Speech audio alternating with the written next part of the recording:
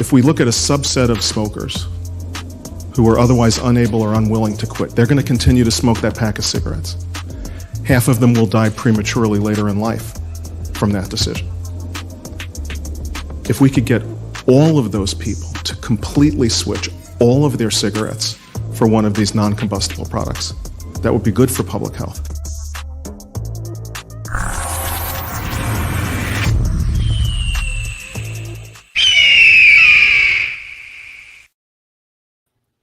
Hello, and I guess this is our happy Halloween. There's a lot of ghoulies and stuff coming over the next day or two. I don't even know, to tell you the truth, I don't even know what we're doing on Halloween. I don't know that the kiddies are doing the trick-or-treating here. I'm not quite sure. I actually forgot to go get candy because I don't know if they're actually doing it. I drove by the school on the way home from work, and there was a whole bunch of kids in costumes getting candy in the parking lot. So I think they're doing trunk or treat, I think is what they're doing, which is fine because I really don't like the constant doorbell ringing, all night Sunday night. So maybe I'm just getting to be old and grumpy. Could be. Hey, how the hell is everybody doing? It looks like Paul says in the YouTube chat room, I am in Facebook jail again. What did you do this time, Paul?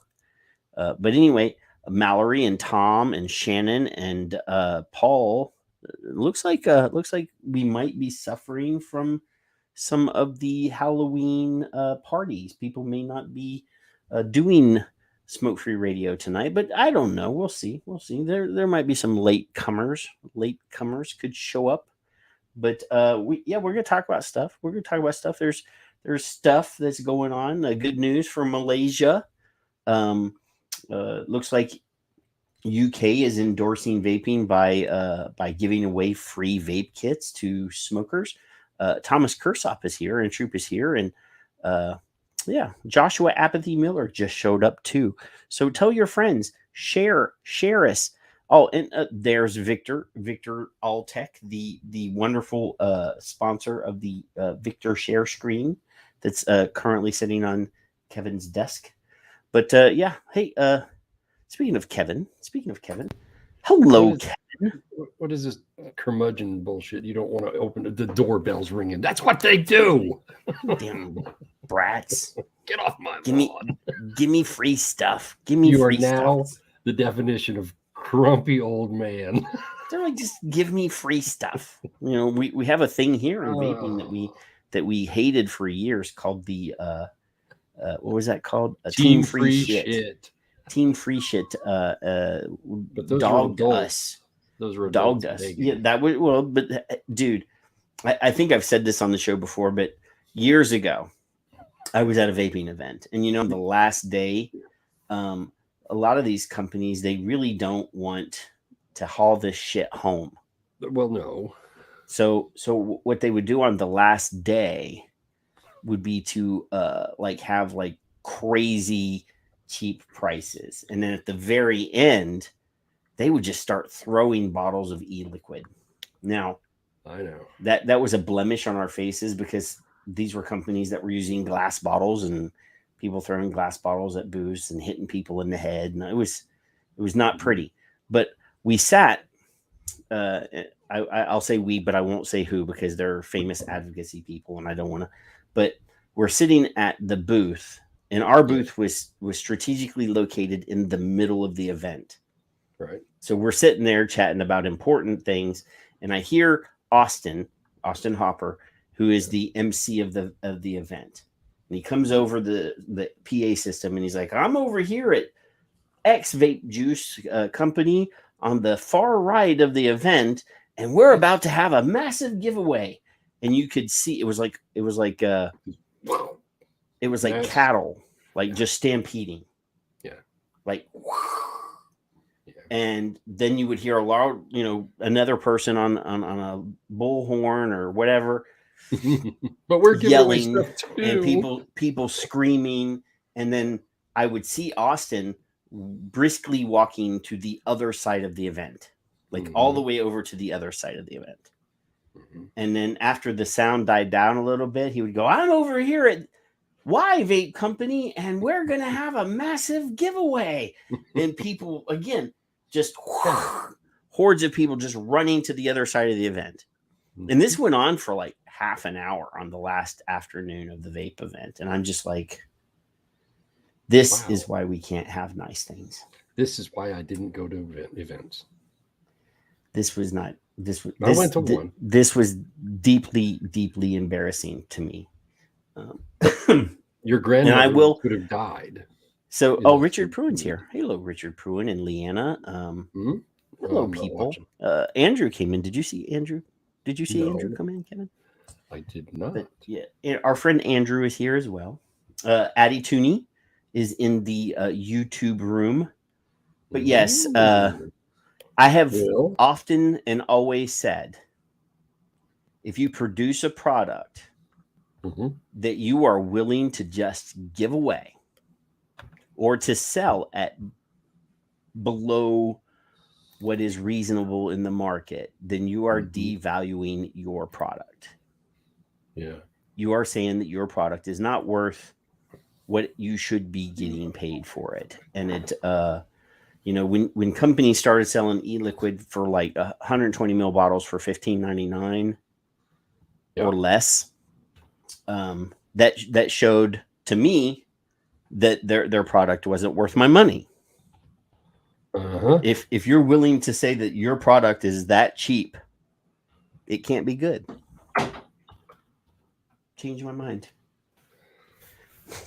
Change my mind. Sorry, I was typing. Mind. I was asking if Paul. I'm gonna get a table and I'm gonna go to a park and I'm gonna say, your cheap e-liquid is not worth my money. Change my mind. Change my mind. And wait for people to come up and try to change my mind. Isn't that that's a Facebook meme thing, right? I see people posting that all over the time. I've done it. Change my mind. Yeah, the FDA is lying. Change my mind. I'm curious about and very concerned about Paul. Was this a Tic Tac event that? It could be. All right, I didn't know. I want to make sure that he knows that we love him. But the thing is that, obviously, depending on the manner with which that it was a Tic Tac event, they would have had to put the macro lens, the macro lens on. It's a broad definition for a very small problem. Just saying. Hey, Will. So Andrew, let me know. Andrew's just dancing around. He went from Facebook. Now he's in YouTube. He's just like running around. He's running around. So what the hell's going on with you, Kev? I don't know. There's parents that vape, or what is it? Parents versus vaping. Is that what they are? The pave ladies are very upset. Smoking has increased. I was so happy that they understood that. Great job, girls. And obviously, that's one of the topics that's on the show notes that I remembered to put on the show notes, because there's still stuff that I didn't put on there that we probably will get into. We will probably tickle some of the facts.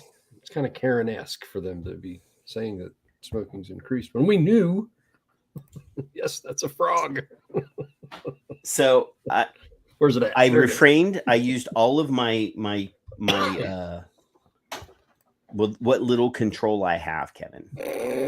There is a particular burr under my saddle when it comes to there is a particular burr who I have said on Twitter, this burr, I will not respond to this person. Oh, I bet I did twice this week. So what the sad thing is and we are going to call him on this nonsense, and people did. So I didn't have to, because they said exactly the thing that I would say. This person tweeted that we had even more evidence that vaping does not help people quit smoking. And there is another comprehensive. It's the same study. It's even the same article that he tweeted last week. You know, sometimes when they're not worth the effort, it amuses me. So I'm going to do it anyway.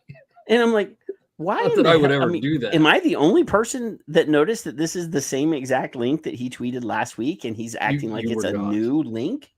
I'm like, I think that's. Then I started looking at the replies, and I'm like, okay, somebody already called him on it. I don't need to mention it because it'll just, there's just certain things and certain people that I just have to mute. I should just, but the problem is I don't follow him. Yeah, but then you see someone else do it. But somebody that I do follow follows him or replies to a tweet. And I'm like, y'all just stop it so that I don't have to look at it. Really, people? Yeah, really. Please. He is not important. Oh, Bruni's in the room. Oh.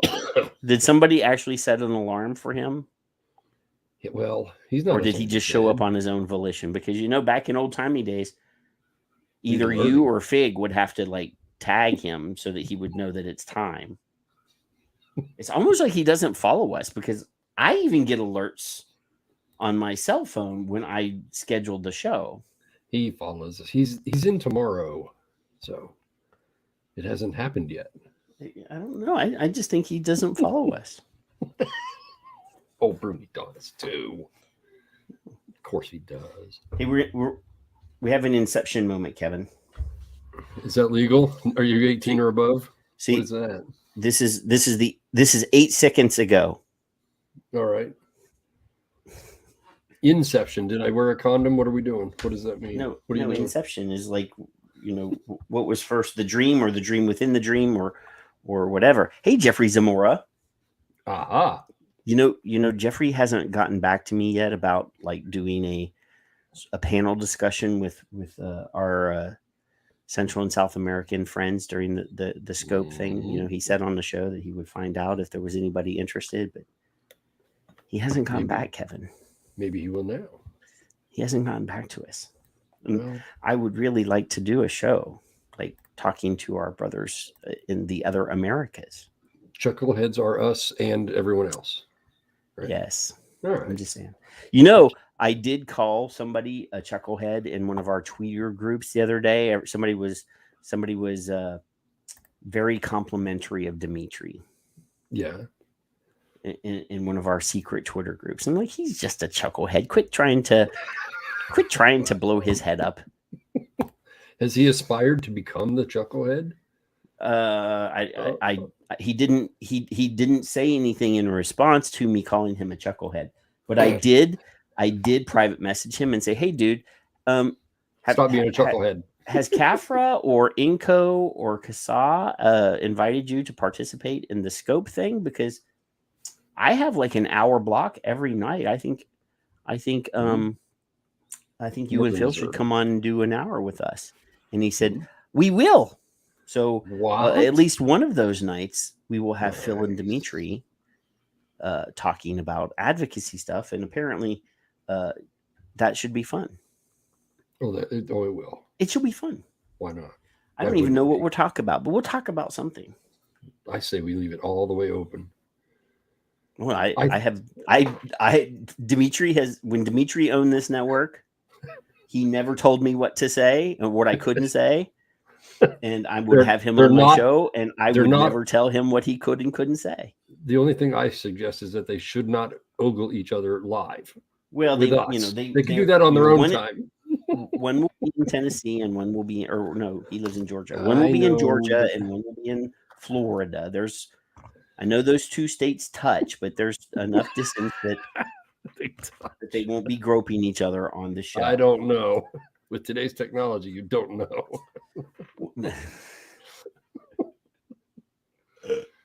Probably in the next room. Well, you never know. On that, there's plenty of time for them to arrange to be in the same place at the same time. Well, it is possible. It is possible. It may not be legal, but it's possible. Yes. So, I have to go find it. I have to find it. I found it. So, there was an announcement this week that the National Health Services, the NHS in the UK, would be considering making e-cigarettes prescribed or as an option. I wish they wouldn't, but if it's an option, well, no. I think what they're doing is they're putting them. I mean, they're not. I don't think it's exclusively putting them on a prescription system. I think they're just doing that in addition to, so that you can get it for free through the NHS if you don't want to pay for it. I think. Wait, sorry, I'm laughing at. I don't think it's going to be a prescription only model, Kevin. But all right. Well, listen, if grandma walks in and they say, hey, listen, we can get you one, and here's a script, because grandma doesn't know it, then I agree. I think the NHS will be selecting options that are easy for people to use and putting those on the NHS in the pharmacy at the NHS so you can get it using your health card. Right. I hope so. So, but if you still want to use an open system that might be more complex, then you can go and purchase that at a vape shop. Okay, then I think that's what I could be wrong because I have seen no specifics, and I'm just pulling that out of my ass. Yeah. But the UK seem to be pretty intelligent about this, and I don't think that they're only going to have a prescription model. I think that's just an option for people that can't afford it, or for people that are afraid of like open systems and they want something that's easy for them if they're older and they don't want to fidget with coils and stuff. And there are people that vape that don't want to screw with that. Yeah. So yeah. Rightfully so. So Tom says it's non-prescription for lower income. No, you don't want it to be non-prescription for lower income people. You want it to be prescription for lower income people, the unemployed and the disabled. I think you mistyped. I think you mistyped. But here, let me show you. There's a tweet, and it's from Good Morning Britain. It's like the British Good Morning America. But for some reason, I'm hitting the share button, and it's just I got a spinny circle. Richard says it's in addition to the consumer goods. Okay. That's what I was thinking. Now, only if they would leave the freaking NIC levels alone, that they should change. I hope. Well, I mean, obviously, yes. Nothing is perfect, Kevin. Right. Look at Andrew. Hashtag. I know he is a glorious bastard. That Andrew K. A glorious bastard. I got a spinny circle here, Kevin. I got a spinny circle. Now you know how I feel. Spinny circle. My computer never gives me a spin. This is a brand new, not brand new. It's like a year old, but it's still top of the line, awesome touchscreen laptop. And it should be. Ooh. I'm touching the screen now. Ooh. I'm touching the screen, and it's still spinny circling me. You're going to do that when Deemy's on, aren't you? It better not. But guess what? What? Let me do. You stay right where you are. Is this like holding? Well, I got to go to the task manager. Yeah. How do I have 15? I don't have 15 windows open in Google Chrome, you liar. How many browsers do you have up? I just have 3 windows open. Oh. All right. Stay right where you are, Kevin. I might disappear. Yes, Tom. I Choice. Might disappear. Do not. All right. Stop teasing me. If you're going to leave, go. Oh, look, he froze. I think he froze. What are you doing? Some kind of Clark Kent thing? Choice, Tom. Nicotine strength. That drives me nuts over there. 20. And ROG, I don't know if I did. And look at Patrick just disappearing on us. How's things, kid? I don't know. I had to boot myself. There's 3 of you. What are you doing? I don't know. I had to boot myself. Technical bullshit. Let's see. Where's our banner? There it goes. Where's our what goes? What goes? Where do you? What? Are you new here? What are you doing? Well, I had to restart my browser. What did I had you to do? restart my browser. I What don't is know. it? I tried to do a share screen, which I've done millions of times, and the little spinny circle wouldn't go away. So I'm going to try the spinny circle again.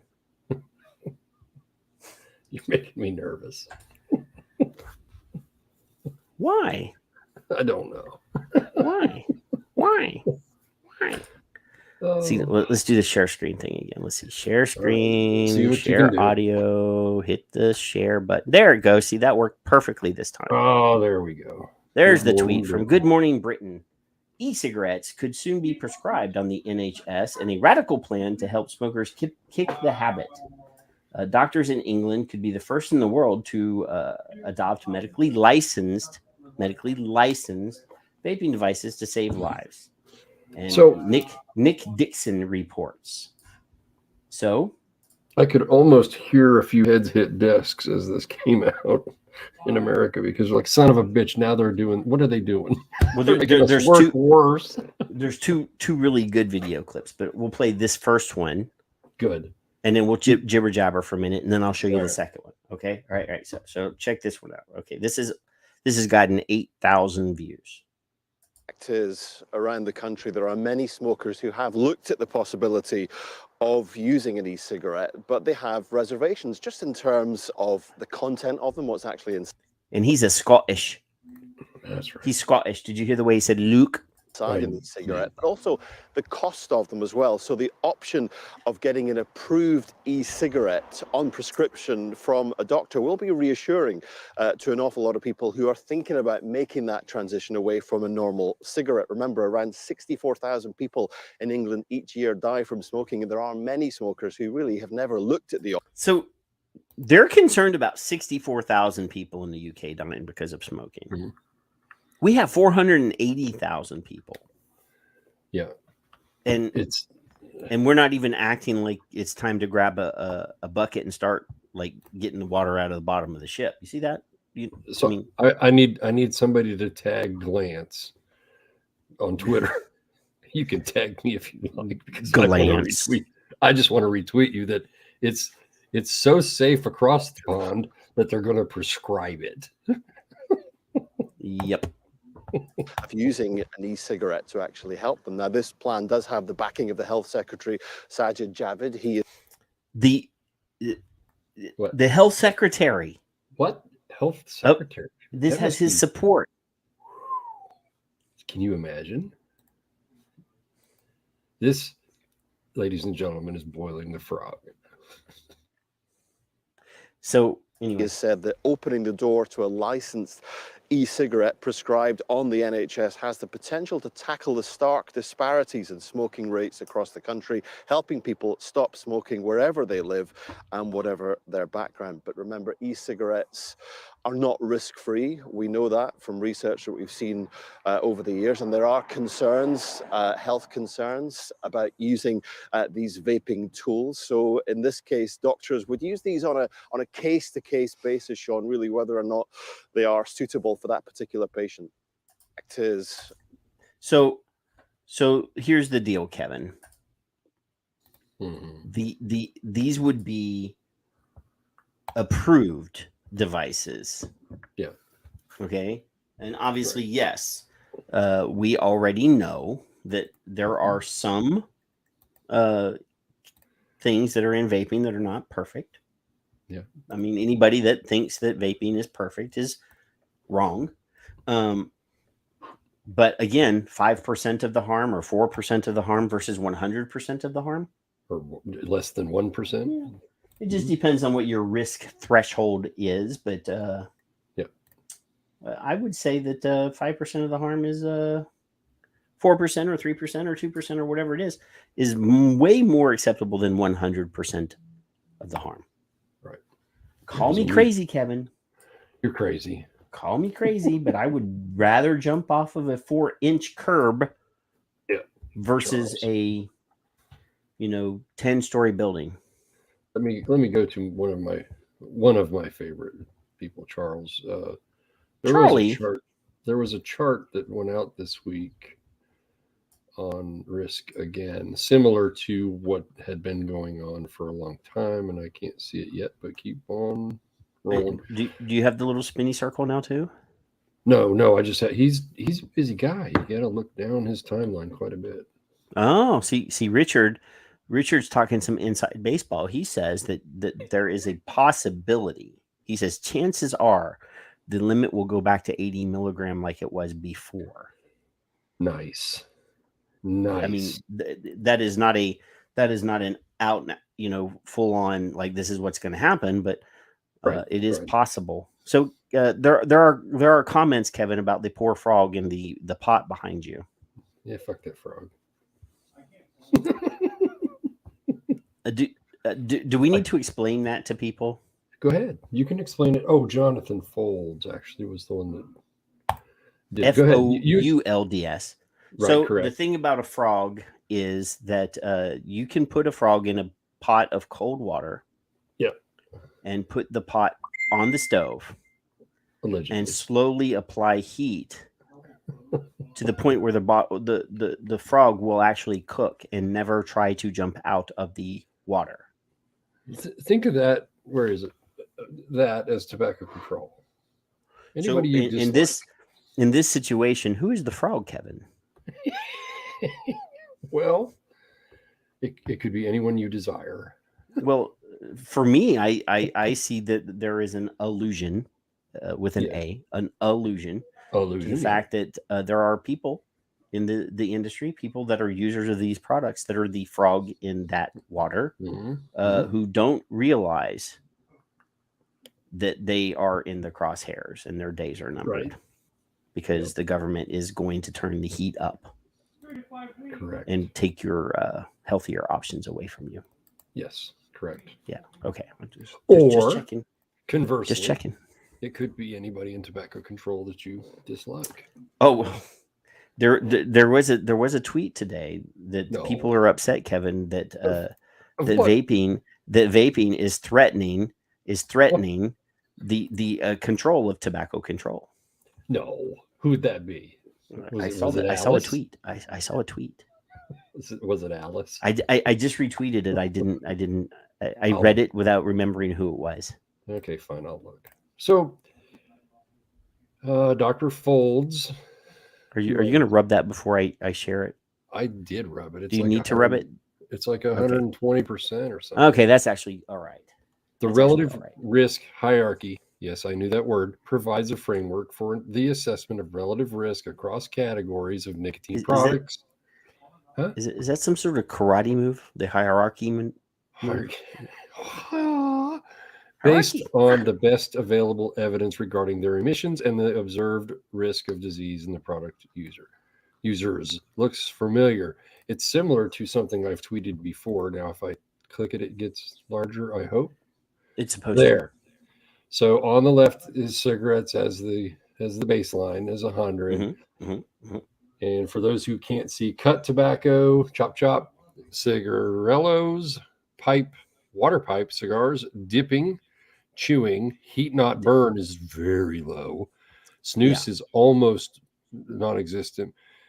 E-cigarettes are 0.24% of the 100, remember. 22 is non-tobacco pouches, nicotine replacement therapies, and non-nicotine users. So this chart is similar to another one that Carl said that's all bullshit, whatever. Carl's at the 99 point whatever percent. This agrees with Carl Phillips. So I liked this one. I'll put it in the chat on Facebook because I'm not on the others. So you guys can How can you not be on the others, Kevin? Because I can't have 17 freaking things like you did, or I'll have circles. I don't like circles. I don't know what that was about. But did you see that Mark's list came in? I see Mark. He's talking to Amanda. Did you say hello to Bernie? Did you say hello to Bernie? I did not. You're supposed to say hello to Bernie. Hi, Bernie. Is Bernie on there? Give Bernie. Bernie, I mean, if he has the volume up, if you say hello, Bernie, it might make the dog's ears poke up. You never know. Boiling the frog. Don't. So that's more than 99%. There's Yes. 99.76%. Almost harmless. Almost. It's not. Don't And talk about it does Bert and not. Ernie. Bert and Ernie. It does not. Hey, Bert. Paul. It does not. It does not work for everyone. It does not work for everyone. That may be multiple reasons, but it does not. Safer? What? Yeah. Vaping does definitely not work for everybody. No. I mean, we know people that tried vaping and it just didn't work, and they had to go down a different path. But as long as that path is safer, that's the that's the goal, right? Bernie's in the kitchen. Oh, he says, you guys, I'm in the kitchen cooking, and she ran right in here. Hey, Bert. Hey, Bernie. So, Bert and Ernie. Mr. Folds, Dr. Folds, he's PhD, he's a doctor, right? I would imagine, yes. He's disliked Smart a few guy. of my tweets over time, but I still He disliked? well, you know what I mean. He's given me crap, and I don't care because I like that. I want that opinion. At least he hasn't blocked me. That's the point. I appreciate another point of view.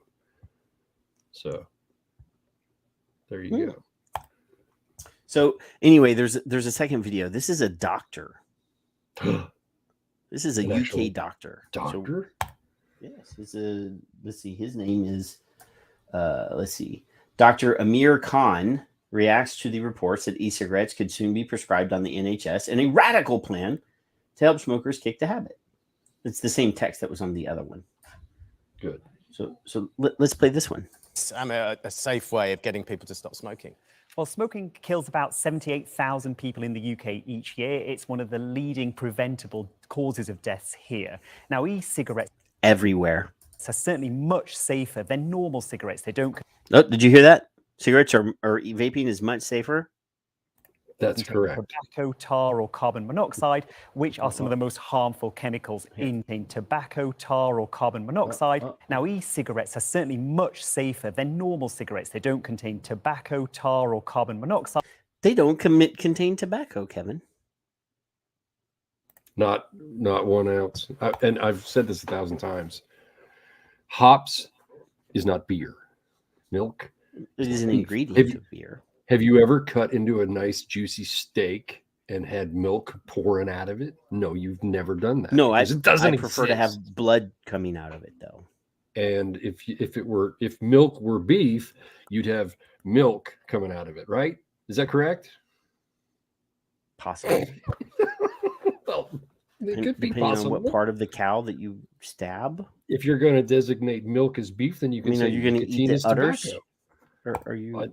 I don't know if they sell those or not. We'll have to ask Paul. Those are, I don't know. Well, I'm sure that in some countries you could probably could. You can buy every part of the animal. So yeah. Anyway, which are some of the most harmful chemicals in cigarettes. But they do contain some harmful chemicals, albeit in much lower levels than cigarettes. So on balance, they are much, much safer than smoking cigarettes. And people who use e-cigarettes to help them quit smoking, combined with face-to-face expert advice, are twice as likely to stop smoking than if they were using patches or gum. So they are safer, but not completely safe. And it's really important to say that. We don't want people who have never smoked before to start vaping because they might think it's cool or trendy. That's something. So I will what's the word? Address? I will address that. Okay. So in a perfect world, Yeah. people that never smoked Yeah. wouldn't vape. Uh-huh. However, as we know, some people benefit from having nicotine in their bodies. So if we were to suggest that nobody should vape that never smoked, but we might have somebody that actually needs the nicotine, I would much rather that they initiate vaping versus going to smoking first and then finding vaping, right? I'll address your addressing. Okay.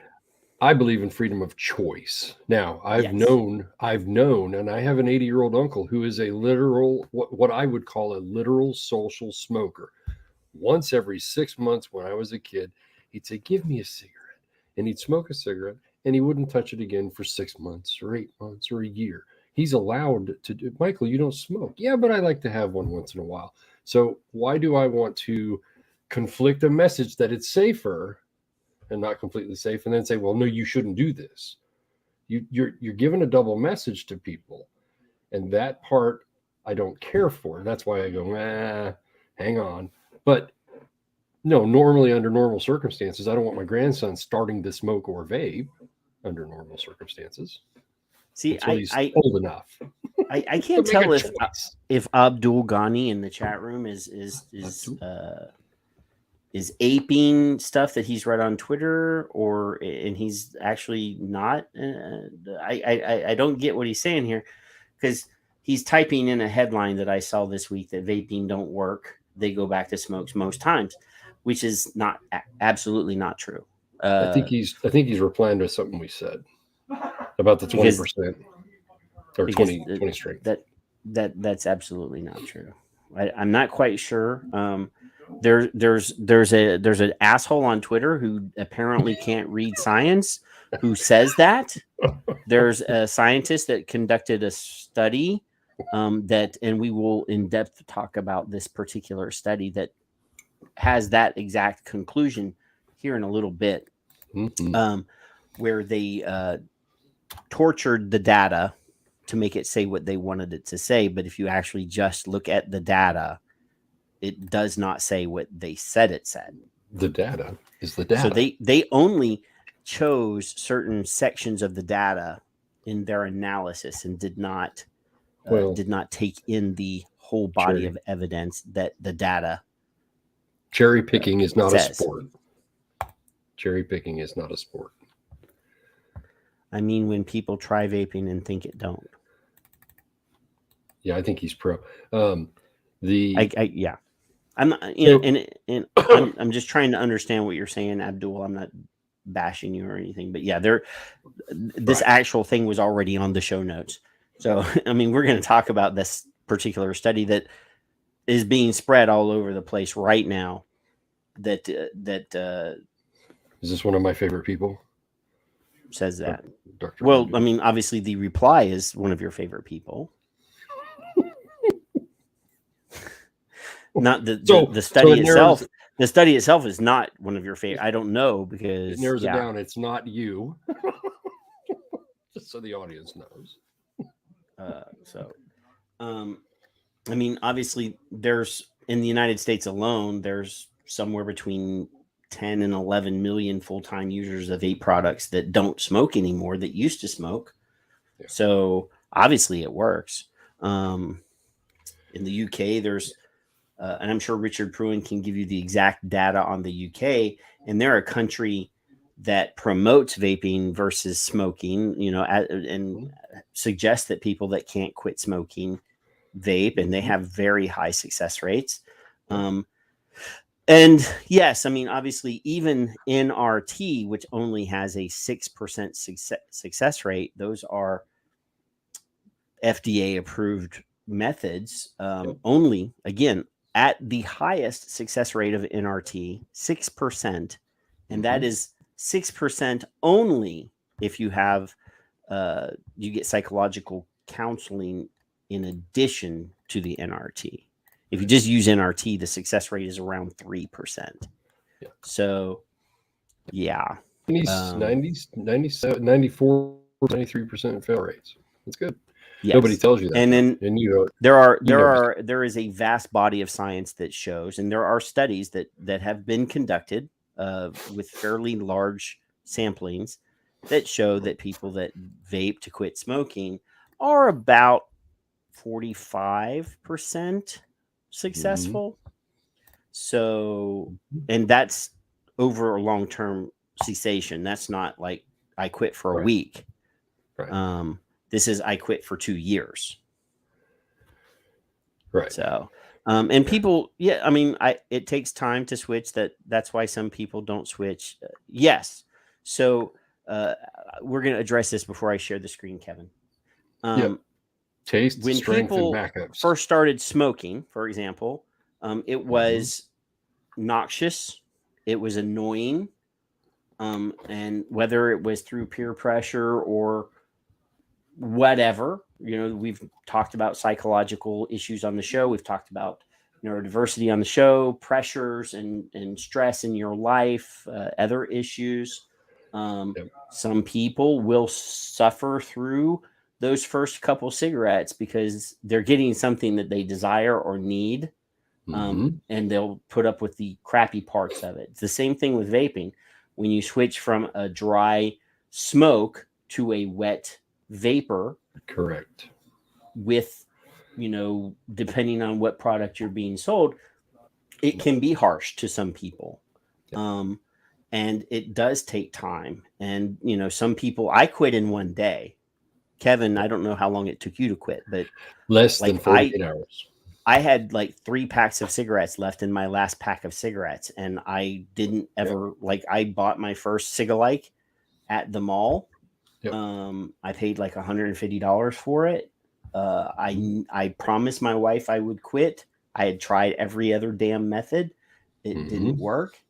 And I got that first Cigalike, and a lot of people dog those products, but we converted something like 9 million people by 2016 with what most people today would consider inferior technology. Well, but we haven't had any massive increase in cessation or quitters or new influx of massive amounts of vapors since 2016. So I will never bash the technology because it's what helped me. I mean, obviously I progressed, but yes. I haven't found the nicotine patch and gum enthusiast crowd in the Twitters. Mr. Pruin says that he nods vigorously while munching a 50 milligram Nick pouch. Had somebody handed me one of those when I was smoking, and I'd have gone to that and gone, you know what, this ain't bad, I wouldn't be vaping. If it worked for me at 50, it may have been 20, it may have been too strong, it may have been too weak. I started when I first started, it was 36 milligrams. So, right, most people today, and that was freebase, high PG. Yeah. And Mark has a good point. Mark has a good point as well. The 45% rate is based on clinical trials.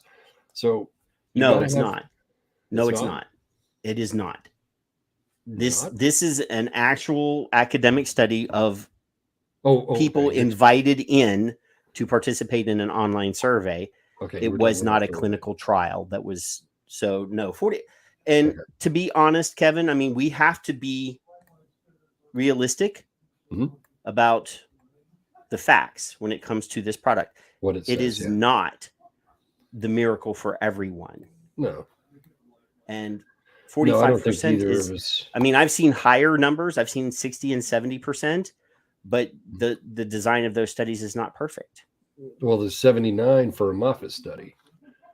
Right. That's still not if you look at the design of how they got that number, it was online. Perfect. It was a survey like mine. It's a survey. Mine was beneficial bias, of course, which Norbert Zillatron has eloquently put it. But how am I going to find out? What? Kevin, I'm proud of 45%. Well, sure. Yeah. I mean, we shouldn't poo-poo on a number that's 45 over 70 or 80 or what it said. 79 is close to 80. If it's exactly the same as the patch and gum, then I see no problem. Even if it's exactly, but it's better than the patch and the gum. We clearly better, significantly better. Yeah. So people don't believe, who are professionals, that you've quit smoking. So you should encourage everybody to go to the tweet that I'm gonna link in the one that I'm gonna share in just a second. I got to remove the one that I already have. Yeah. Did I play the whole thing? Well, we missed 8. We have 8 seconds. I'm not going to worry about that. Bam. Blam. The Guardian says, tell us if e-cigarettes have helped you quit smoking. So I'm not going to go down every freaking one of them. But look, there's Allison, Hallie Vapes. Look, there's some guy named John. He said dessert flavors is what helped me transition. Imagine that. There's Janine. Look at that. There's some chucklehead. Then I say the bigger story is to tell why professionals are eager to control their narrative. There's Andrew. He's got this chart. There's Juka. There's Troop, who I retweeted, as you can see. Troop, just in case you're in the room. There's Rog. He was here a while ago. Panther Noster. Don't I yell know at that me guy for too. doing it. Hans, I followed. Look who else is there. Mr. Chocolate Man himself. Hamish. Look at this. Everybody I know Hamish? can follow. Hamish. Jerry, Julie, South Tampa Vape. Look at this. It goes on. It goes on quite a ways, but here's the thing. They're asking, answer the question. When they're asking, you answer it. 53 retweets. I've quoted it, I think, once or twice. Quite a few likes. I quoted it. I retweeted it. There's nowhere near enough. There's never going to be. You're never going to make me happy if this was 1,053 retweets. But everybody's going to dismiss you underneath it, and I want to know why. That's all. So hey Kev. What? Lord. You know there's this guy named Steve Forbes, right? He's a rich dude. He's got like a financial magazine. You know. Yes, I did not see this week. If that's what it was. You didn't? I retweeted it today. I may have retweeted it, but I didn't read it. We've talked about the fact that currently in Congress there is several bills. There's a massive funding bill, an infrastructure bill, the budgetary bill, the omnibus package bill, right? Yep. And we talked about that there are dumbasses that are trying to push through a tobacco tax. I don't know what that is, but I can't understand. It just sounds like almost like a Jawa, like on Star Wars. It's all right. So, anywho, so Steve Forbes released a tweet and a video talking about a tobacco tax. Now, the apparently I saw one of our tax friends post that the bill was introduced today or yesterday without the tax part in it. But Steve Forbes is tweeting today about it. So let's just look. So it says here, Dems are pushing a bill called the Tobacco Tax Equity Act, which is a separate bill from the omnibus bill, right? This is Kuthra Pali or Kuthra Raja's bill. This is one of his bills that would double the federal tax on cigarettes and raise levies on other tobacco products. This segment of what's ahead explains the legislation. So our friend Steve Forbes, here he is. He has he is weighing in on stupid government nonsense, and obviously there's a portion of this that has to do with us. So we are other tobacco products. The Biden proposal to sharply raise tobacco taxes should go up in smoke. Hello, I'm Steve Forbes, and this is What's Ahead, where you get the insights you need to better navigate these turbulent times. To help finance the proposed spending binges of President Biden, congressional Democrats are pushing a bill called the Tobacco Tax Equity Act. The legislation would double the federal tax on cigarettes from $1 to $2 a pack. It would impose huge hikes on other nicotine products that would equalize the new levies on other tobacco products to those charged on cigarettes, even though cigars, pipes, snuff, and other alternatives are far less harmful to one's health. Taxes on snuff, pipe tobacco, and chewing tobacco would go up 15-fold. The exaction on snus would rise almost 27-fold, even though the FDA has allowed a maker of snus to explicitly advertise the product as less harmful than smoking cigarettes. In addition, these taxes are indexed for inflation.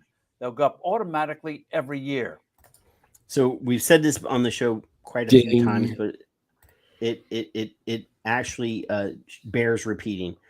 It takes an act of Congress to create a tax, but that tax becomes a line item on a budget afterwards.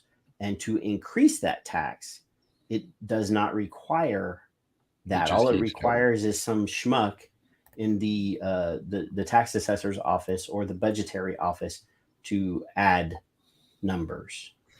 So if this is tied directly to cost of living or inflation, it's going to go up every year. This is an equity, or this is an equality bill, tax equality bill, which means that they're going to tax this at the same rate or higher than combustible cigarettes to make them equivalent. So you got guys like Altria pushing for this because it's not significantly going to affect them, because their Juul pod is supposed to be the equivalent of a pack of cigarettes, right? That's what they advertise. That's their marketing ploy, whatever. Yeah. So for them, that's just an additional $2 for a pack of pods, right? But we start looking at the way that they calculate it for e-liquid, and we did it on this show. We showed the massive amount, like a bottle of nicotine would be. I think I had like $10,000 worth of nicotine in my freezer. Yeah. Well, I mean, again, the tax, not the value. This is even if FDA were to be forced to to revoke their MDOs for everything, if this were to pass, it's still going to kill everybody in the industry. Right. Every back door they can. Every single back door. Even if a bunch of courts just smacked FDA and said, you guys went beyond your covet, your authority. These guys are already waiting on the sidelines with another thing that, again, if this gets enough support, that's just another fucking way to kill the industry in a very rapid way. Because if they said this takes place, this bill or this tax starts in 30 days, that's a 30-day death sentence on your fucking industry. Yep. And once they put it in, it never goes away. And just it like goes your up. Local, state, and federal law. Yeah. Up and away.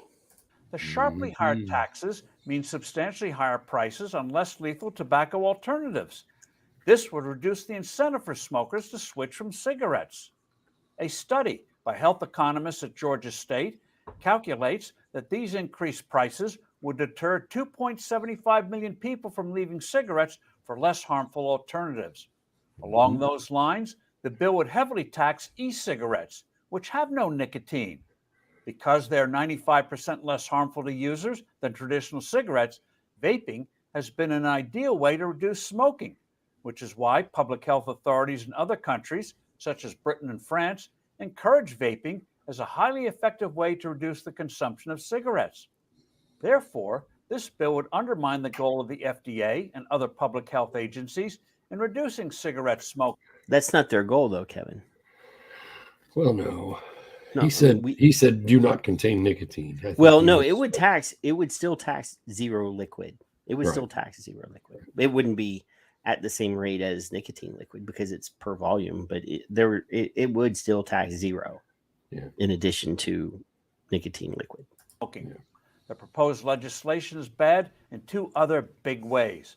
First, these new taxes would hit lower income people disproportionately. 3/4 of America's 34 million cigarette smokers are from lower income communities. So much for President Biden's oft-repeated vow that there would be no tax increases on people making less than $400,000 a year. Second, the legislation would enormously increase cigarette smuggling. Already, illicit marketing accounts for over 20% of cigarette sales in the U.S.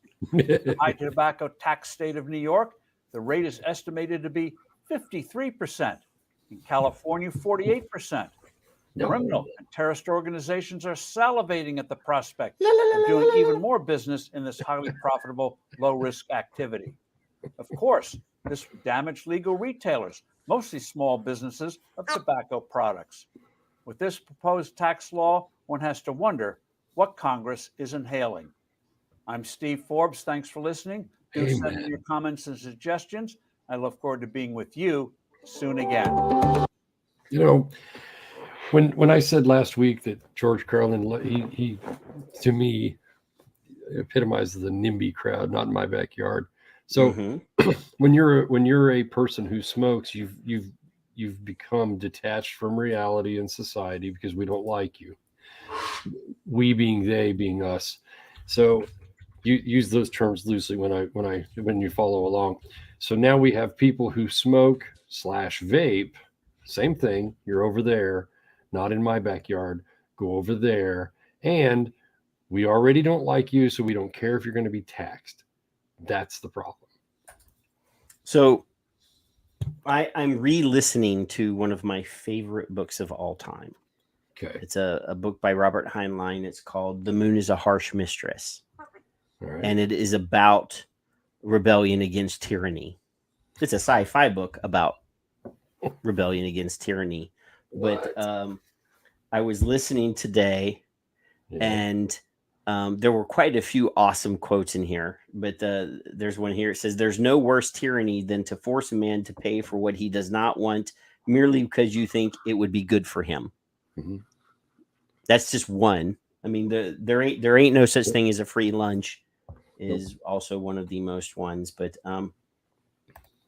it is an amazing book, and if you get past a lot of people wouldn't pay attention to it because it's a science fiction book or whatever, but it is singularly an amazing book for us, for those of us in the vaping advocacy world, because there's so many things that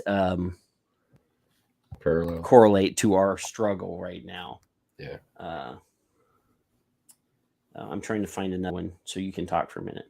I don't want to. So you don't want to. Stop telling me what to do. So I don't even like you. So when you guys have the one of the richer man, I don't know if he's the richest, I imagine, but Mr. Forbes has continuously for 8 or 10 years given these videos and given these articles as well to accompany that that say, hey, wait a minute, you dumbasses. So the people that are following him hopefully will catch on to that. Yeah, I found the quote that I was looking for.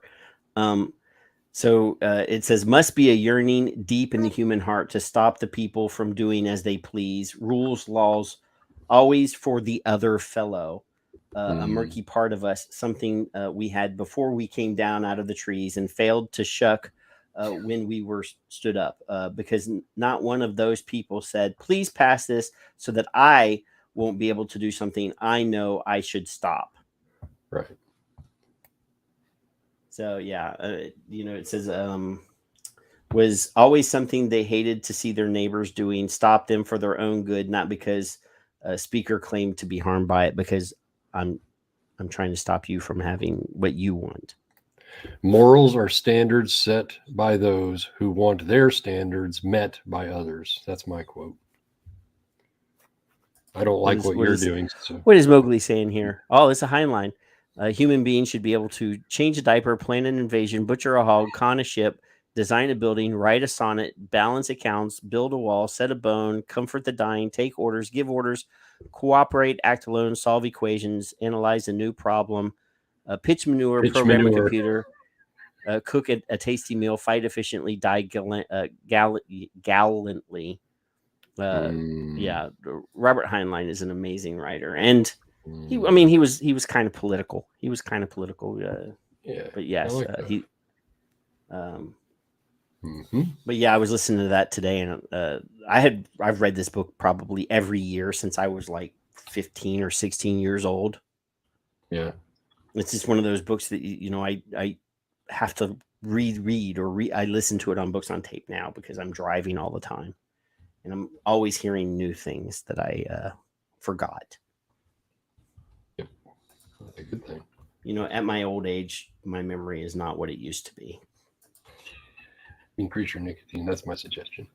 Well, my focus is quite good. It's just my memory is not. Oh, I need to pin this to my profile. Pinned. I don't want my show to disappear down my profile. It needs to be at the top. Mm-hmm. So, Hey, Kevin, you are which Greg? Oh, Greg. Hi, Greg Arrigo. What does it matter? So our very good friend Aaron Biebert tweeted something today, Which you brought my attention to. Very good, and sir. I retweeted it, and apparently you had not seen it. But I had not. It says, I signed a letter to FDA Tobacco respectfully asking them to update the Clearing the Smoke report. And then there's a link. It is supported by current and former leaders at American Cancer, American Heart, New York University, University of Michigan, and others. And it said, "Oh, I'm trying to scroll on the broadcast instead of scrolling over here. Let's fix the deadly misinformation." So then there's a link right here. We're going to open that link. Technical. It's a PDF file. I love PDF files. What does this say, Kevin? What does it say? It's the National Tobacco gonna drink. Reform Initiative.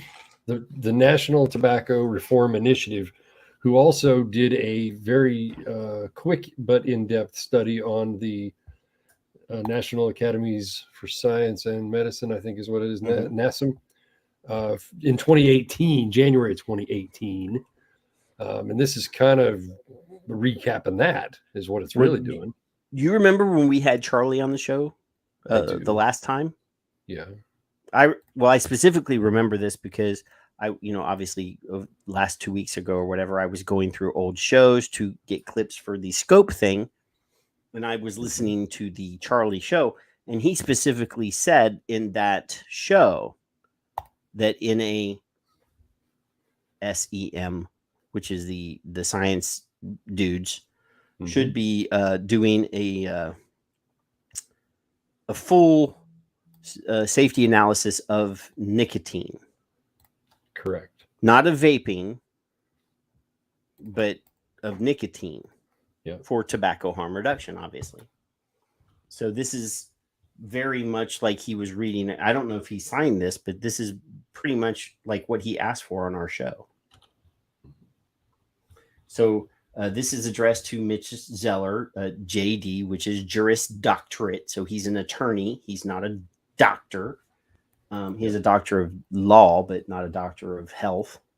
And his address, and this is RE FDA CTP should request that the NASEM conduct a follow-up review of the landmark Clearing the Smoke, assessing the science base for tobacco harm reduction. And it says, Dear Director Zeller, the National Tobacco Reform Initiative, hereafter referred to as NTRI, is an informal organization led by a small group of distinguished and seasoned and independent tobacco control leaders with decades of service fighting the tobacco epidemic. The NTRI is a voluntary organization and receives no financial assistance from any organization or outside entities. We advocate for civil engagement with all interested stakeholders and for open, evidence-based discussions about the most effective ways to accelerate a reduction in the current number of adult smokers and associated diseases and premature deaths caused by smoking.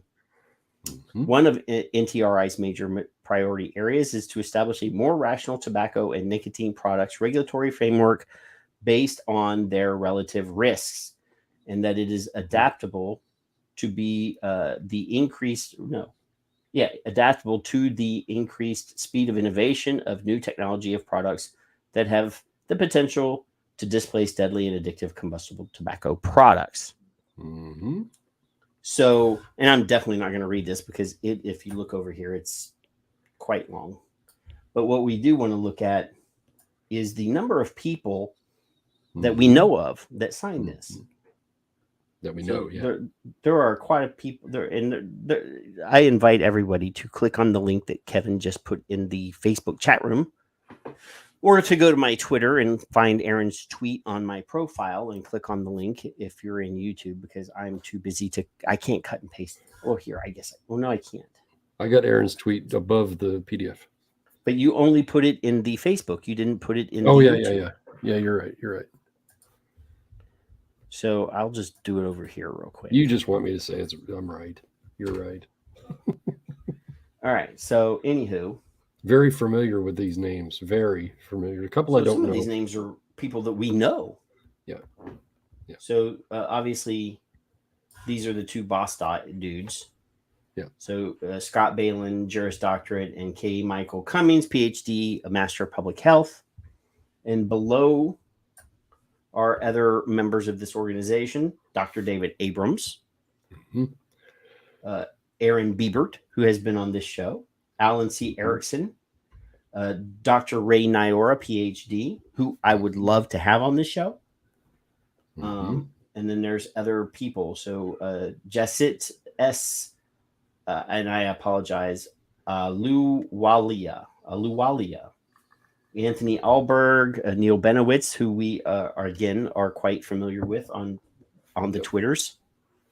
Richard J. Boone, Christine Del Nevo, Clifford E. Douglas, Sea Dog. Yeah. Sea Doug. Erickson surprised me. Dr. Folds, who we just discussed, he had that risk chart. Yep. Thomas J. Glynn, and I can't even say the first name. I can never say this. Agonowitz. I can say the last name, but I can never say the first name. I'm an awful human being. Dorothy K. Hatsukami, Cheryl G. Heelan, Stephen S. Hecht, Lynn Kozlowski. A lot of these names we've read on the show in studies. Yeah. Scott J. Lishow, David T. Levy, David Mendez, Robin Mermelstein, Thomas J. Miller. Attorney We have talked General. about Thomas J. Miller a lot on this show. Yeah. Jeff Nesbitt, Joe Nitzkin, Michael F. Pesco, who was supposed to be on the show, but has a brand new baby, so he suckered one of his friends to come on the show instead. Dr. Sally Sattel, who, again, I think would be an amazing guest to have on the show. Yep. Stephen Schroeder, Peter G. Shields. You missed Dr. Rodu and Rose. Oh, I forgot. Brad, our friend on Twitter, Brad. Jed E. Rose, Peter Shields, and Kenneth Warner. And then even more people. Fagerstrom, Borland, Jarvis, Colin Mendelsohn, who has been on this show. McNeil. Ann McNeil, Jerry Stimson, and Dr. David Sweener. Juris Doctorate. Pretty heavy duty names. And then they CC'd Woodcock and Matthew Holman. Well, she's new, so Well, she's also temporary. She's almost out the door. They're already having confirmation hearings for her replacement. Yeah. Or pretty soon they will be. If it's Caliph, it's not good. So, they like Caliph. That is who was kind of the inception of our problems. So he's one of the douchebags that we hate. Yes, he and Margaret Hamburg were the initial part. Yes, but she got indicted. It was dropped. I did a blog, and then I had to adjust it once it was those. But charges she did were get dropped. indicted, Kevin. Yeah, but charges were filed. Charges were filed against Tom CDC Tom whatever the fuck his name was. Frieden. He had sexual harassment charges against him in New York. No, but she had like actual like really bad like RICO charges. Yeah, it was RICO. Conspiracy and all that. Her and her husband, yes. So yeah. And so did another one. A CDC director, Betty something or other, had some problems. She resigned because of stock issues.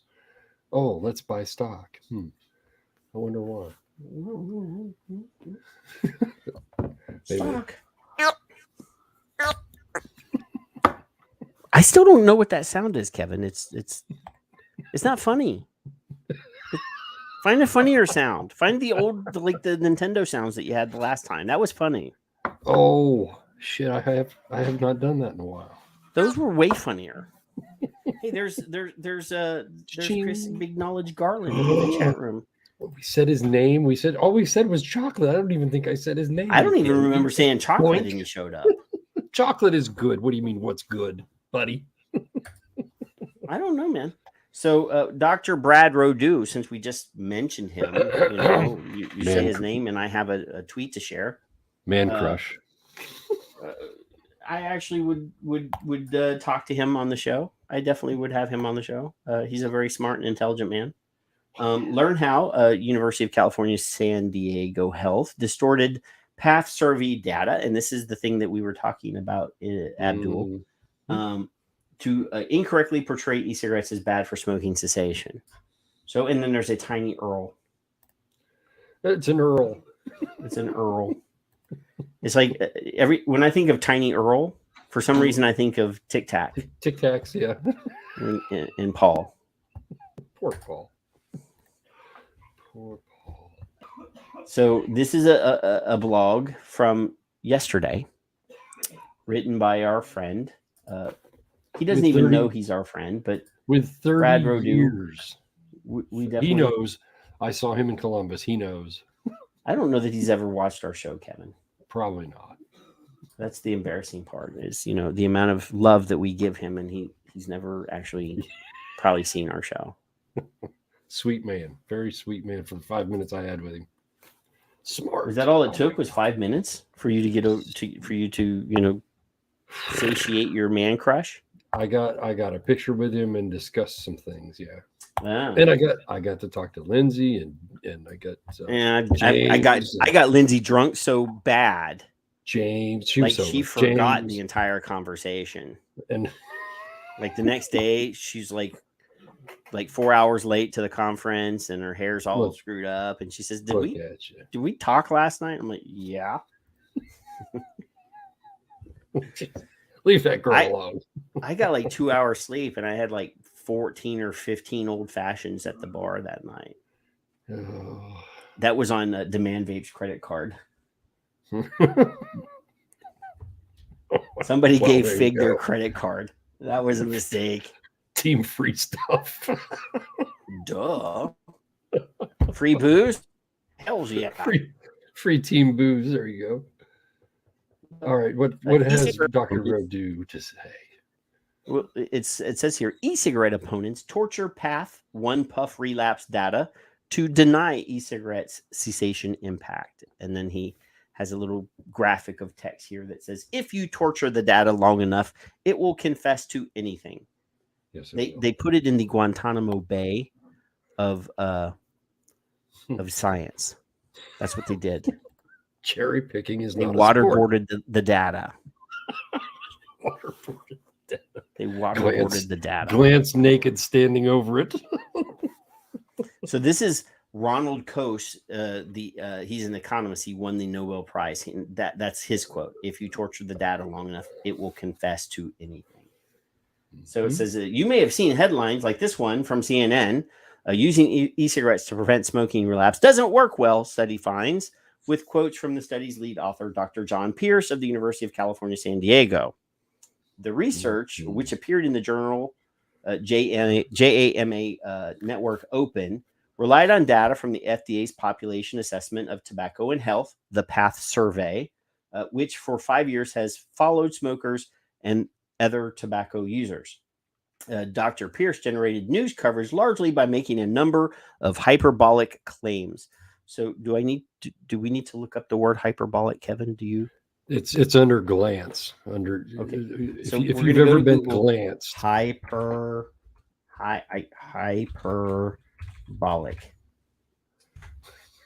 It says relating to hyperbola.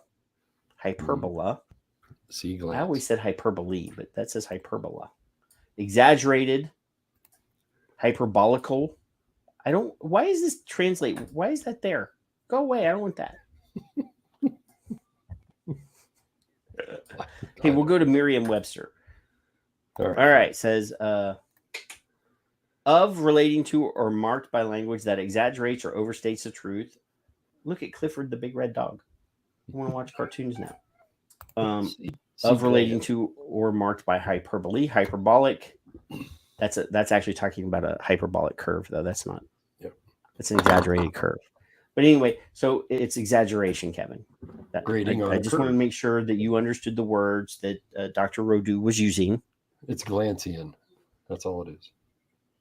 That's what glance. So it says, here's the quote from Dr. Pierce. This is the first study to report on whether cigarette smokers can switch to e-cigarettes without relapsing to cigarette smoking. Lie. it is not the first study that has looked at this. Fine. Smokers who switched to e-cigarettes or indeed another form of tobacco were 8.5 percentage points more likely to relapse to cigarettes.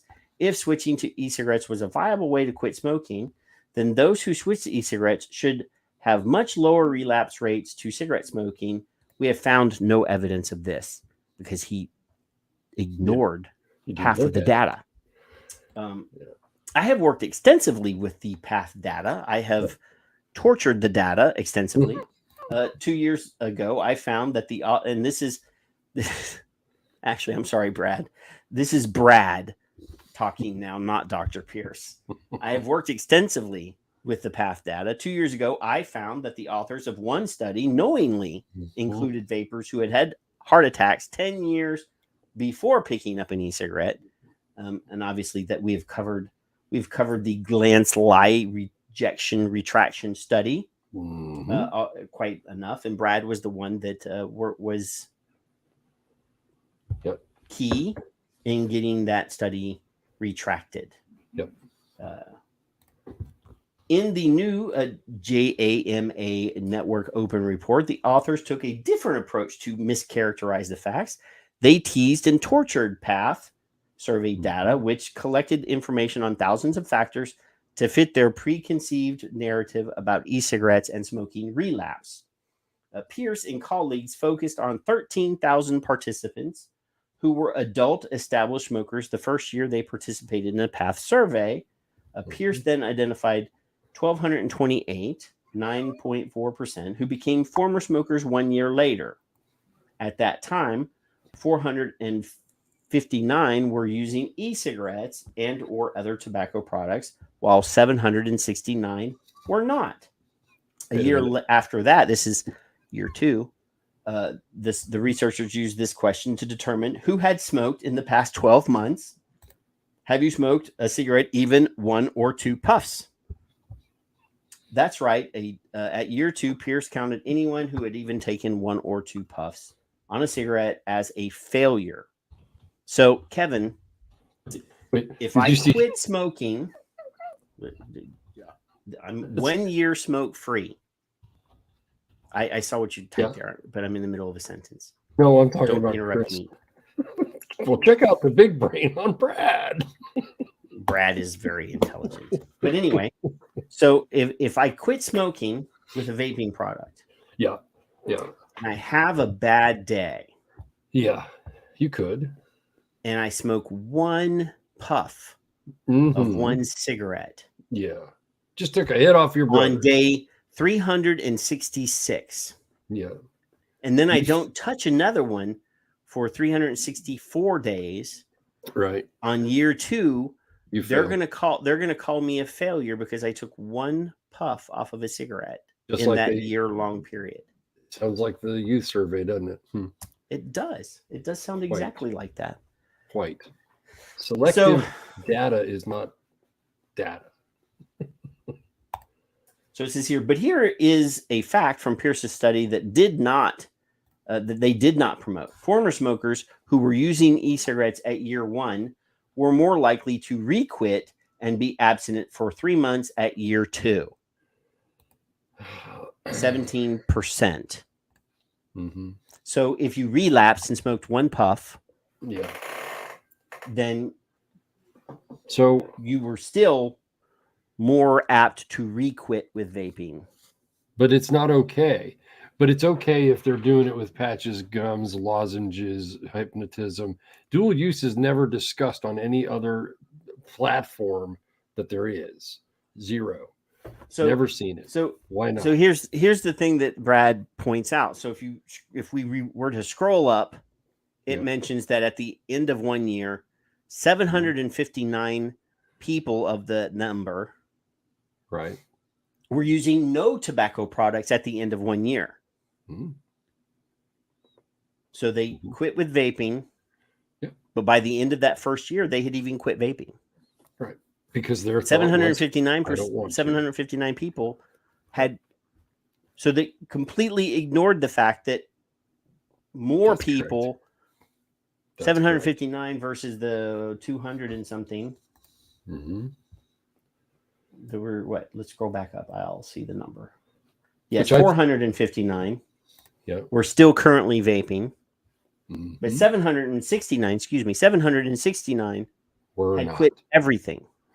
And when we have our $10 million or $10 million, 10 million people vaping number, it was probably at one point 12, 15, 18, but those people don't anymore. So they're not even in the world. They're gone. Again, that there's no way to know. I mean, Right. obviously, we're Exactly. hoping that it's a revolving thing where if we currently have 10 million people, Right. it's somewhere between 9 and 10. You know, we'll look at that number. We'll say 10 million just for the purposes of this discussion. Right. But that means that we're constantly getting an influx of people that are quitting vaping. Sure. And new people picking up, which is a constant. Right. It's a numerical constant. Right. It's never really discussed that way. But yeah, that's the way I see this. Same idea. Some people have completely gone away. They're just, I mean, there are people that are not like us that don't necessarily have the need or desire to have nicotine, and they wean themselves from whatever they started at all the way to 6 to 3 to 1.5 to 0 and then to nothing. Mm-hmm. I mean, that's not me. I mean, I definitely need nicotine or people would die. But look at the big brain on Patrick. Throughout the article and in his public comments, Pierce referenced smokers who had switched to e-cigarettes. That is misleading. Path collects data or information on aids that former smokers used to quit. My group published a study on this, and he has a link. The only information Pierce and his cohorts reported was whether former smokers at year 1 were using or not using e-cigarettes / tobacco, but ignoring the quitting information. They undercut the positive results for e-cigarettes and distorted the public health message. Mm-hmm. Narrative. So finally, most people know that some former smokers, including those who used e-cigarettes, return to smoking. Given the drumbeat of misleading negative statements about e-cigarettes, they're toxic. They enslave children, and now e-cigarettes don't help smokers stay off combustible cigarettes. It's a small wonder that anyone quit smoking and stay smoke-free with vapor. Correct. So obviously, this goes to a lot of the stuff that we've talked about before. If they're scaring people away from quitting smoking because they're constantly misinforming people about vaping, fewer people are going to attempt to quit.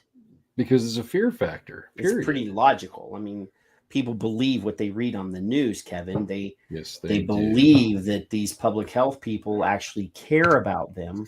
I believe that one. And don't see them as a cash register. Nonprofit political front group. They're front groups, period. Call them what they are. As far as I'm concerned, most of these so-called public health people see the general public as an ATM machine. Mm-hmm. Disposable ATM machine. And obviously they've showed what their true desire about smoking cessation is when they've aligned themselves with people like Bloomberg, who will pay for you to say whatever he wants you to say. So they'll hand you a script, and if you're willing to regurgitate what that script says, you'll get a check. That's all they care about. I mean, obviously, that might be an unpopular opinion with some of our friends who think that maybe they're just misinformed or misled. But I think at this point that some of these people are just getting a paycheck. Well, what's more important? They'd rather send 98-year-old people out to smoke on the sidewalk in a nursing home in the winter. I'm gonna go off script a moment. Do we have a script, Kevin? No, not really. I gotta go to Janine here. Here we go. Janine's in the chat room, Kevin. I know, that's what prompted my little pea brain. Oh, is that why you're digressing? Because you're trying to flirt with Janine? Well, I don't call this digressing, but that's up to you. Why is my share not? We're going to use the Victor share screen. Button. The Victor share screen. So Janine on is Twitter, it pre-rubbed? It is. Did you pre-rub Janine? yesterday. Yeah, yesterday. I don't think I saw this until today. Is it yesterday or yesterday? Yesterday. It depends on where you're from. Okay. I'm reading her tweet for the audio audience. I'm 63, member of LGBTQ plus community. Partner and I have been together 31 years. Smoked for 40 and quit 6 years ago by switching to flavored vaping products. My partner never smoked and was constantly concerned about my health. And just a second. And congratulations, Janine, that somebody that you love and that loves you actually cares about you, because Exactly. my wife begged me to quit smoking, and I resisted. Yeah. I lied. You were an evil bastard, right? I was. I know. And I am still. But I'm not a smoker anymore. Well, so what you're saying is that the National LGBT Cancer Net replied? What do you... That they replied, it's great that you were able to quit after so many years. Nonetheless, vapes are as addictive as regular cigarettes. So even though they were helpful to you, that does not mean they would work the same for everyone else, including LGBTQ youth. Now, we've gone over I don't disagree with that comment, though, Kevin. We just said that vaping doesn't work for everybody. It doesn't work for everybody, but they're dismissing it as a whole automatically. But I do have to say the response should be, well, there's some discussion to be had about whether or not they're as addictive. Oh, there's smoking. Discussion. Look at Juka. There's discussion. Look at that. Look at that. Now that's a tweet. Juka has the links on the like. See, all he said was not true. I didn't even and then have posted to as many links as Tweeter would allow him to. Holy shit, I love that guy. So also he said, but the point is that they're dismissing that they're dismissing the whole thing. But they use the word like addictive, Kevin. They use a word like addictive as regular cigarettes. It's not the same. They don't take into account the harm. They barely acknowledged that she quit. That was strenuous enough for them. And this is every organization. This is not just that particular organization that uses the addictiveness argument. Right. I'm addicted to something that doesn't cause any harm. Well, I'm gonna show you something I don't normally show you. If we're going to use the word addicted, Kevin, and I have a problem with that word. But breathing, I'm addicted to oxygen. Correct. Yes, you are. Of course you are. Obviously, if I breathe too much oxygen, it can cause harm. Mm-hmm. If I vape too much and I get nick sick, like we used to say in the old days, you vaped too much, too fast. Right. I can just stop for a minute and it'll be okay. Mm-hmm. And yes, Andrew says #clusterfuck. This is the problem: is when people that are in positions of respect, I want the cancer people, because that was LGBT Cancer Network. Yeah. I want them to understand they need to see nicotine does not cause cancer. Janine just put in the YouTube, it became clear today that they were aligned with Bloomberg, which I did not see that. I didn't go that far. Of course they are, because it's a paycheck. Well, there's a 2015 tweet I'm sharing, and this is an old tweet. It was deleted in 2015 down here at the bottom. If you can't see it, I should be able to make it larger. This pissed me off in 2015. That didn't help. No, you're editing the picture. So betcha this was a LGBT link. And I think Agent Anya sicked me on this one. Bet you didn't know E and e-cigarettes stand for esophagus cancer and other nasty E words. It was part of the CDC tips, if you remember, or were involved in that in 2015. So you can't go after them. It's been deleted. They have on occasion said other things that I've snagged them with because of that. But that you can't do. No, fuck you. They took it down, and rightly so. But yeah, Janine hit my eye. I think it was this morning I saw that, and it made me so fucking mad that they said what they said. You're dismissive, and it pisses me off. Stop it. whoever those people are, allegedly helping others. Well, they're dismissing the people that they claim they care about, Kevin. Oh, they're anti-human. That's what that is. Period. You're doing exactly the opposite of what your mantra is. She says they retweeted a truth tweet, which was asking for input from the LGBTQ community. Okay. For the truth. There's context. Okay. Good. She was providing them with the truth. I expect no less from her. She always has. And they lambasted her. I mean, I don't think they lambasted her. They diminished her experience. Period. They othered her. Yeah, but it's the but crowd. It did. But but they did the same thing that they, I'm straight white dude. Hmm? They dismissed her. I'm using her word now. They're doing the thing that they're blaming. They claim that we do to their community, to somebody in their own community. Hello. You're anti-fucking human. That's what that is. Yes. So it pisses me off, Patrick. I can't even stand. I'm glad I bought the standing desk, because if I was in the chair, I wouldn't be able to express myself physically like I am doing. Like when I get angry, I'm stomping my fucking feet. Does it piss you off? Did I piss you off? Good. It pisses me off, dude. I live in a perpetual state of pissed offness. Like there's it's always something that pisses me off. I mean, being bipolar and obsessive compulsive and ADHD all at the same time keeps you in a state of constant annoyance and constant. This is my example. One step away from exploding. You're somewhere in the middle of this motherfucker.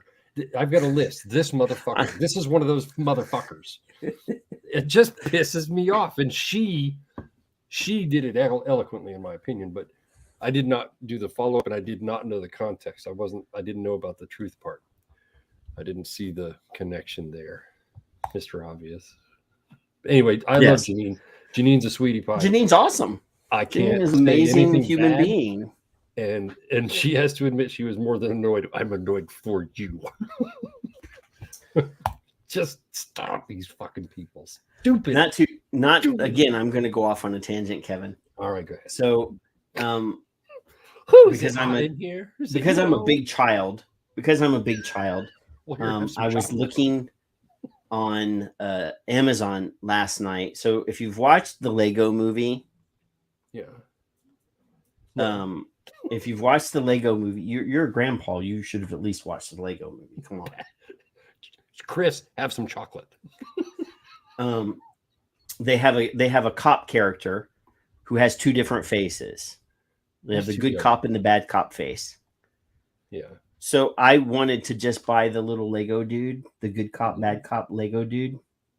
Okay. And while I was looking at the good cop, bad cop Lego dude, I found that there's an entire company that makes custom Lego dudes. All right.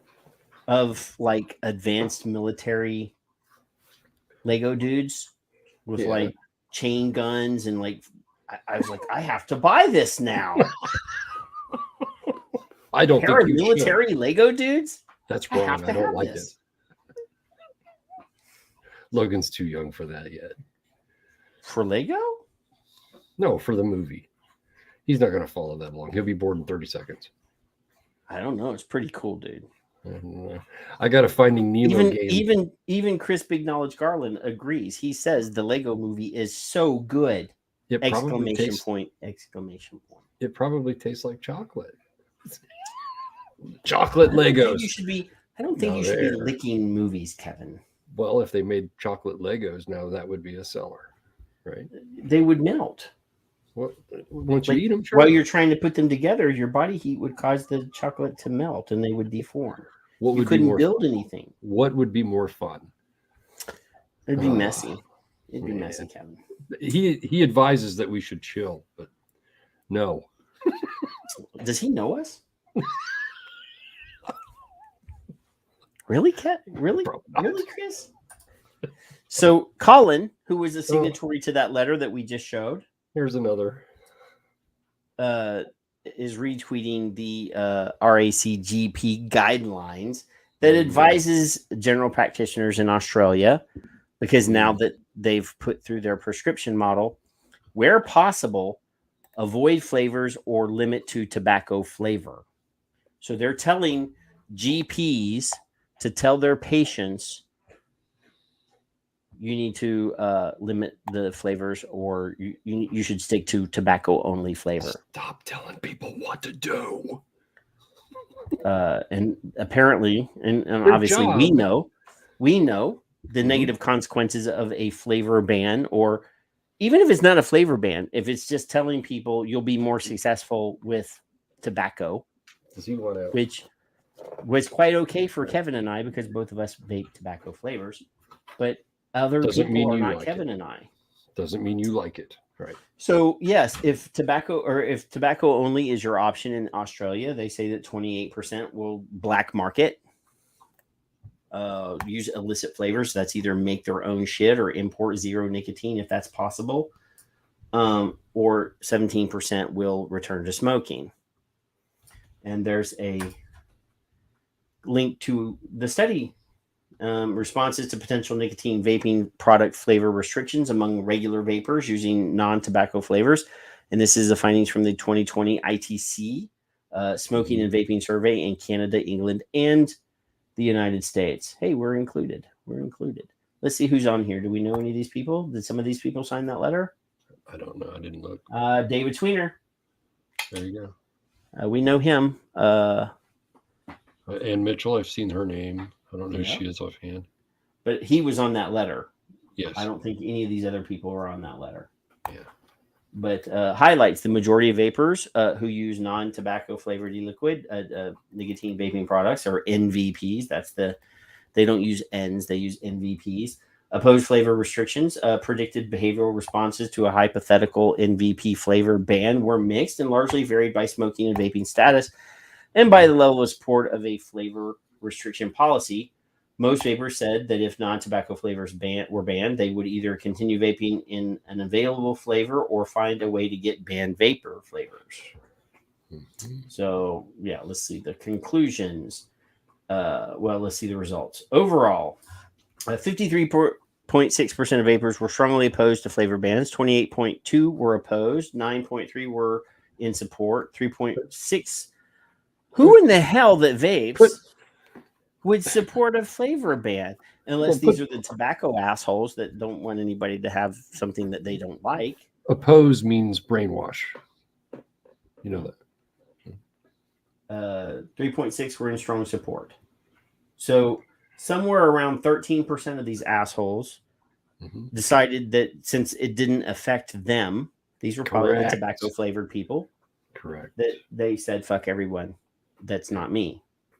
I mean, that's what I have to say. And then 5.2% said that they didn't know. They didn't know. They didn't know whether they supported a flavor ban or not. I would completely support you not knowing rather than saying ban. Prohibition doesn't work.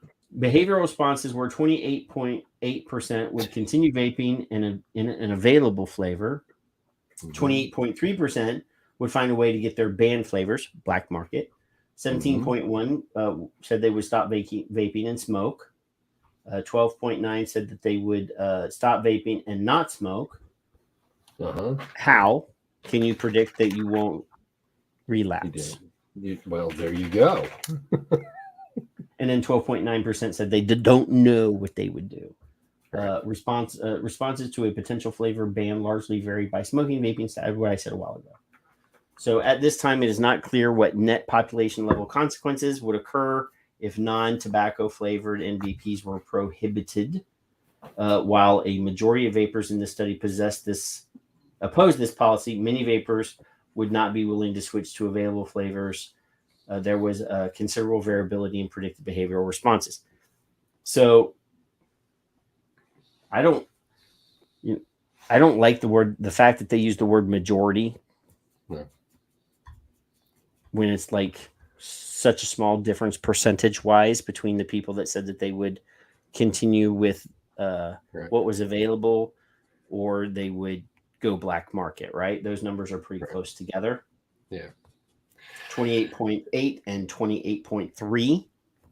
So, but obviously 53.6% is a strong percentage of people that vape were opposed.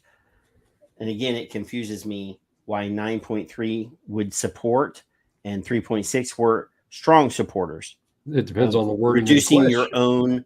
So, like I said, this is like I'm not a diabetic, but say I'm diabetic and I'm like, I support your ban of insulin. Let's get that out there. I don't get that, unflavored only. I support your ban on the thing that's keeping me alive. Yeah, doesn't make any sense. Of course.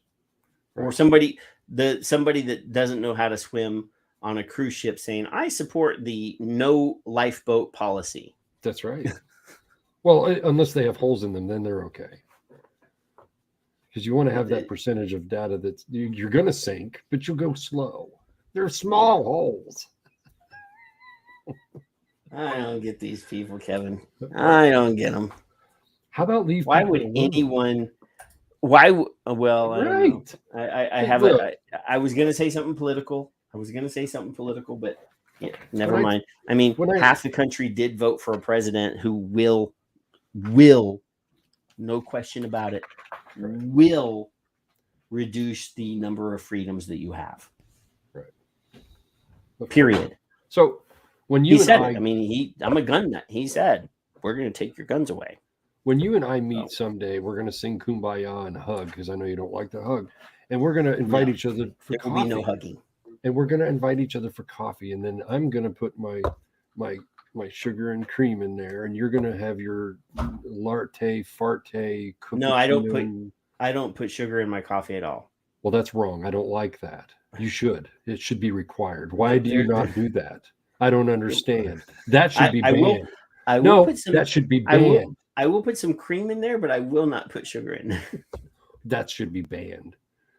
Only sweetened sugar in coffee should be allowed. You should never have plain old coffee. I will drink black coffee, but just a few drops of cream is what you need. That's all you need. You don't need to fuck it up with putting any of that other shit in there, Kevin. Well, under my guidance, you should change your ways. Janine, I don't disagree with you. Honey and coffee is actually good, but just like a drop. But that's I don't your want it to perspective. Be sweet. No, I am correct, and everybody else is wrong, Kevin. Subjective. Flavor is subjective. No. I have the most superior. Oh, well, there you go. Now you're going to agree with her, but whiskey is better. Oh, God, here he goes. No, I won't. Well, the point of this is I like this way, and this works for me, and you like it that way, and it works for you. Why can't we still be friends? Because I don't like you. No other reason. That's all.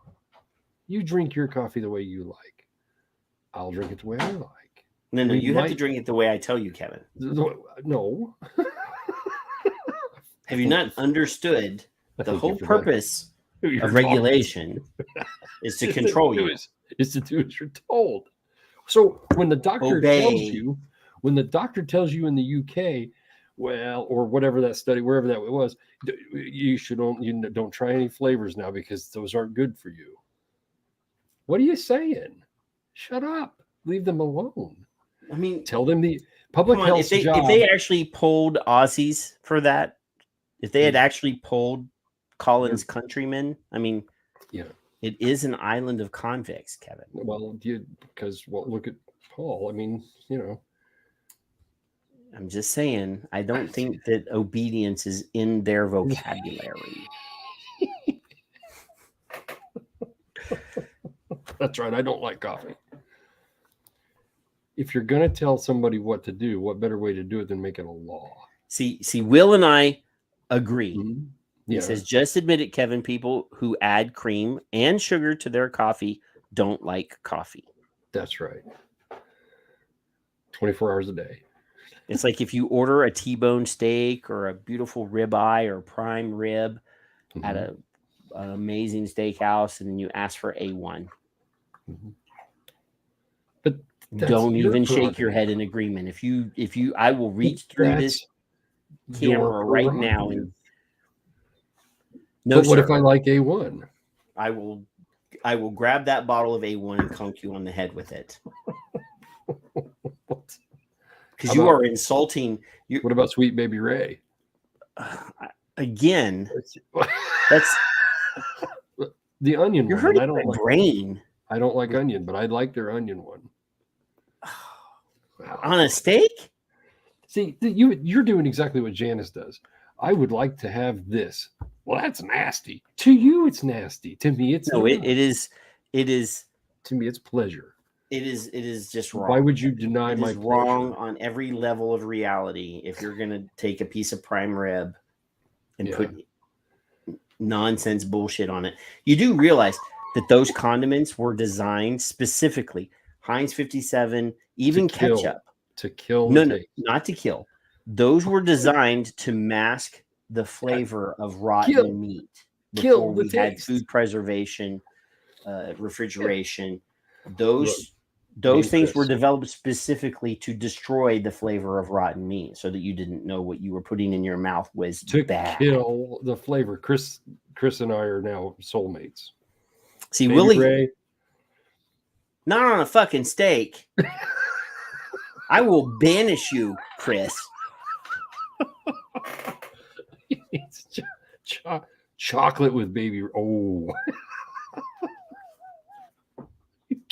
barbecue chicken with Baby Ray. That's fine. You know, ribs. No, you can put a little bit. You can brush a little bit. It's only how you like it. Oh, I see how you are. It is exactly. It's exactly how I tell you. Oh, when Logan says I want to play, he doesn't say what he wants to play. He just wants to play, whether I like it or not. Walk it through a warm room, Tom. That's how you cook a good steak. Just walk it through a warm room. Let it achieve room temperature. Well, I don't like that. That is how bad of a carnivore I am. My uncle used to say, knock its horns off and wipe its ass and bring it to the table. Still mooing. Just a little. There you go. She went, okay, Kevin, so you got to record Janine a sound file of you just chuckling. She wants that to be her ringtone. I don't even know how to do that. I barely can turn this damn thing on some days. I'm sure there's an app you can download to record your voice recorder that will make a wave file that you can send to Janine. And then there's Mallory, who says a little salt and pepper. That's all. That's all you need. That's what I normally do anyway. I don't use a lot of steak sauce. I'll touch. I'm gonna smack you if you. I'm just gonna. Do what you're told, Kevin. I don't like that. You can't do that anymore. I'll get the biggest motherfucking A1 bottle just to piss you off. If you show that shit on the air, you remember. So the other day, Kevin and I did a little test stream for CAFRA. We did. And Kevin was so happy because I did not have control of the broadcast. I couldn't mute him. I had no control. And I agreed to do this for 4 nights. Sucked, didn't it? That I don't have power. I've relinquished my power to some guy in I think he's in Taiwan or Hong Kong or somewhere. Way more than I do you. Paul, his name is Paul. Paul has control of the broadcast. And you don't.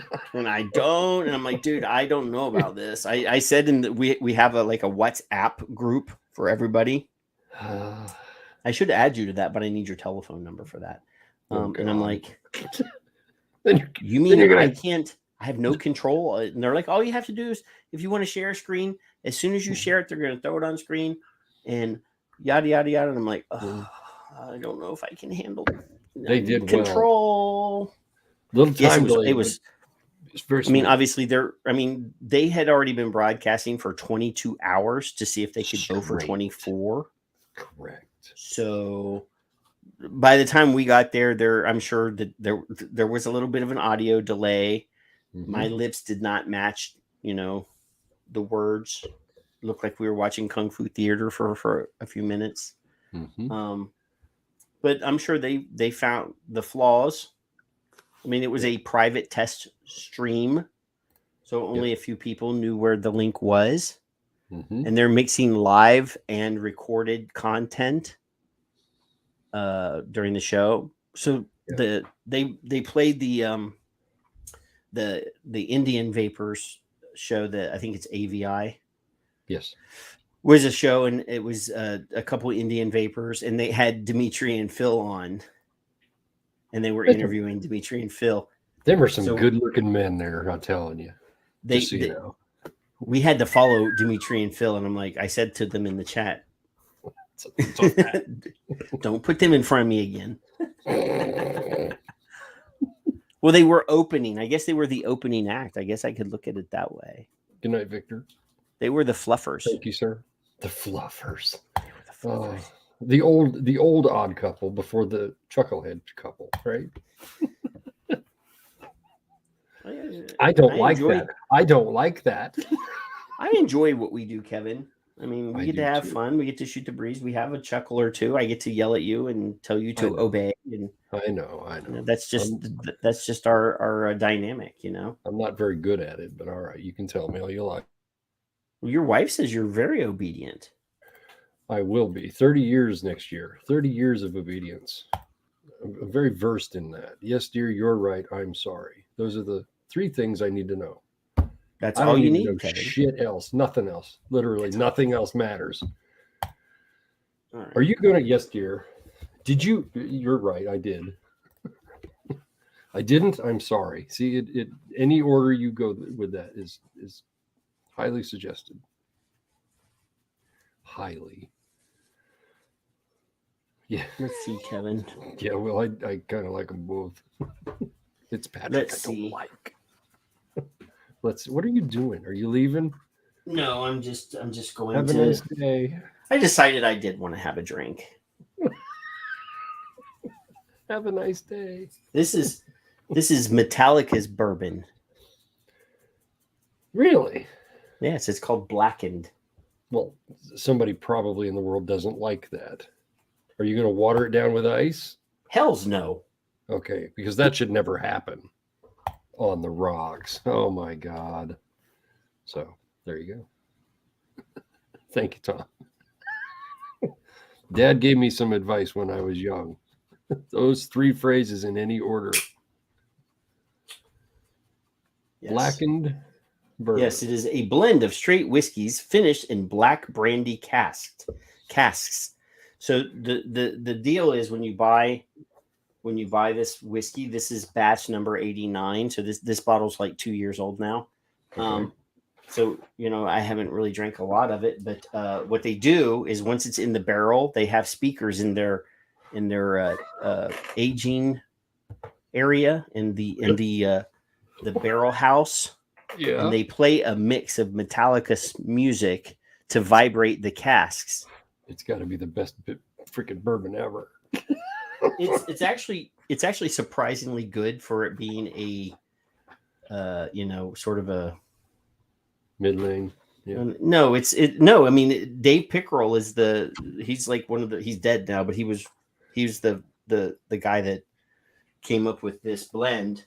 I need to buy that for my son. Is it still available? Oh yeah. They just have different. So there's a different playlist for each batch. Okay. That's supposed to change the perturbation of the whiskey in the barrels to adjust so supposedly there's a tasteable difference depending on what playlist was being played. I don't know if that's true or not, but all right. So the Ride the Lightning stuff is like ultra. Well, it's a mix from all of their albums. They have. Oh, okay. You know, you're That's getting a little bit of this and a little bit of that. Ooh, that's actually That's quite funny. warm. I can feel it. Can you? I can Does it feel burn? Does it burn a little? No, it's Okay. just warm. All right. It's actually not bad. Is there a equivalent to single malt bourbon or single malt scotch? Yes. Of course. There is an equivalent. They have a single barrel. That's whiskey that's been aged in a single barrel. They have cask strength single barrel. I have a 150 proof bourbon from Jack Daniels that is a single barrel. That is pretty awesome. That one does bring the heat though. It's a hot, yeah. Ooh, it is 150 plus proof. So yes, you feel it. You feel it. That's the thing. Yep. I think you should stop. Stop what? Just everything. Don't do that. I don't like it. Breathing? Should I breathe? Well, all right. See, Janine has a 40-year-old bottle of, I'll screw this up, Chivas? No. Chivas? What is it? Chivas Regal. Chivas. Okay. Chivas. I'm not Chivas familiar Regal. with it. 40 years old. Blended Scotch. Wow. It is a blended Scotch. Does it go bad? I don't know. No, whiskey does not go bad. Describe the bad. Now, to be honest though, once it's in a glass, it doesn't keep aging though. No. So yeah. When I was a kid, I never gave it time to age. I've got a bottle of Jack on my fridge. It's probably 3 or 4 years old, and there's probably 3 shots out of it. So I have a 3-year-old. That single malt or that single barrel cask strength that I have is about 3 years old. I bought it for New Year's. Just tighten the cap. 3 or 4 years ago. Yeah, once it's in the bottle, it really doesn't. It doesn't keep steeping. It doesn't. Right. It doesn't really enhance the flavors anymore because it's in glass. And Ed should know because he's like 140 years old. He's older than some. He was there when the Irish invented whiskey. Some whiskeys is yeah. There you go. He was there when the Irish invented it. So yeah. Mm-hmm. He invented the glass.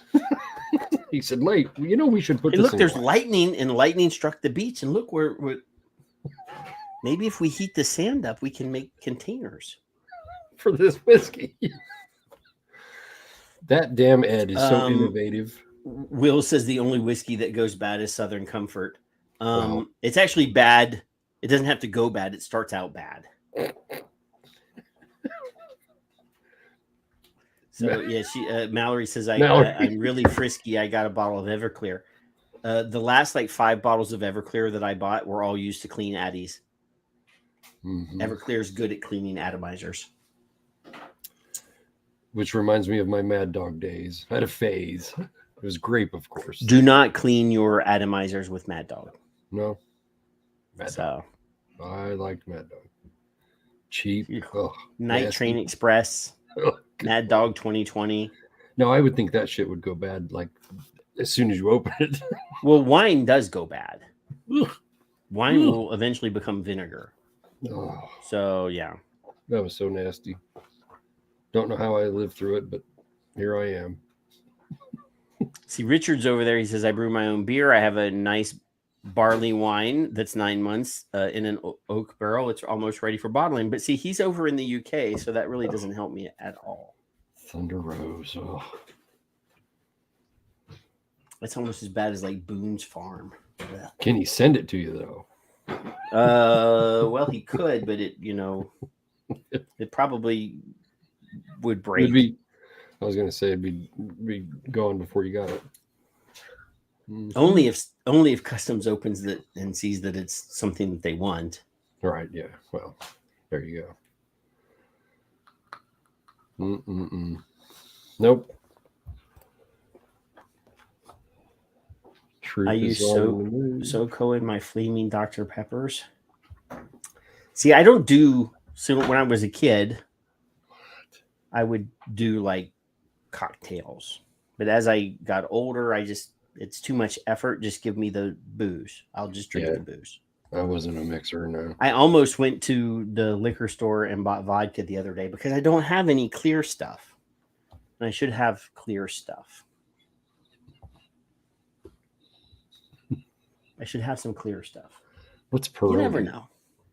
I have no idea. These old people are on my nerves sometimes. Well, you're only like 5 seconds younger than him. Well, he doesn't teach me enough. Ed, what the hell is Peroni? And why is it in a can? I know what pierogies are, but they don't come in a can. Peroni. Those are little potato dumplings. Italian beer. Oh, it's Italian beer.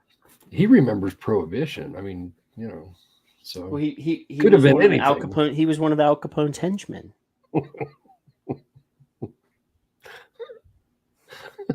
Come here, Ed. Why are you so mean to Ed? I love Ed. I like Ed more than I like you. Well, that's not saying much, Kevin. Well, there you go.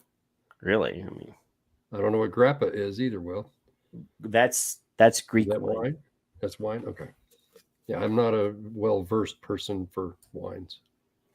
So, it should all be banned, We did mention it that at the beginning of the show that Malaysia. Oh yeah.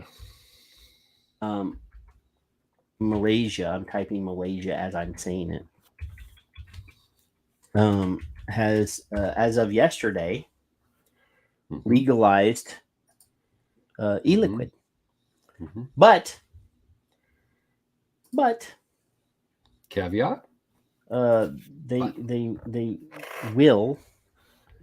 They will tax it.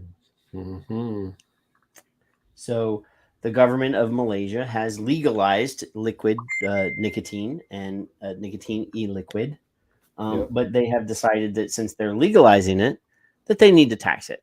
So the move to tax e-cigarette and vape liquid indicates that the government is regulating instead of banning these alternatives to traditional tobacco products.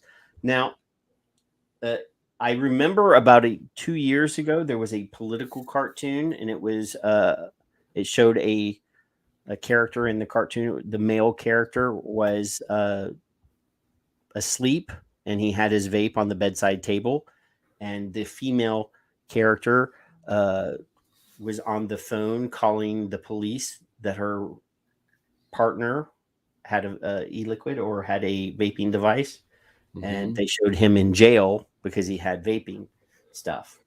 So that was a couple years ago. But in Kuala Lumpur, this was reported actually today. The federal government is planning to tax vape liquids containing nicotine, marking Malaysia's move to regulate instead of ban.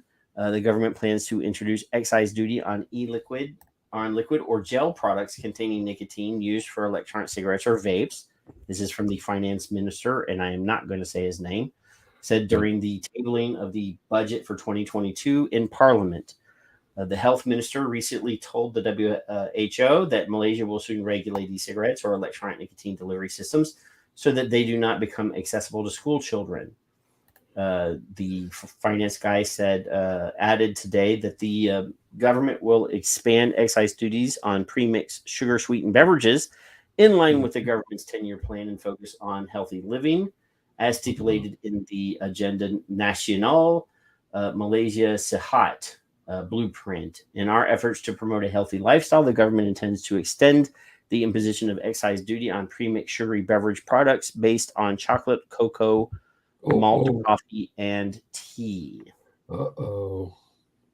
So they're going full on sin tax. Let's control your behavior by controlling your one big ball wallet. Let's get that all out. Yeah. Let's just get all of the things that we don't think that you should have, and we'll let you have them, but you're going to pay more. Son of a bitch. So because we don't like it. And like I said at the beginning, of the show, we have good news for Malaysia, but bad news for Malaysia because less. They're going to give you that thing. And do you think that people will transition off of the black market? Because we know Malaysia has a huge vaping community. I don't imagine they will. Yeah. I really can't. If I were doing that, I wouldn't. Why would I? Yeah. Fuck that. No sense in doing so if I'm already pleased with my source. Yeah. And why would I pay more for something that I don't have to? Pretty much. And then fuck the government is the obvious, silliness. So they've only brought it on themselves. Slowly but surely, the world and the frog, are becoming friends slowly. Very, very slowly. The poor frog. Poor frog. Gonna boil in Hey, that pot. Did you hear that cigarette sales have increased for the first time in 20 years? Yes.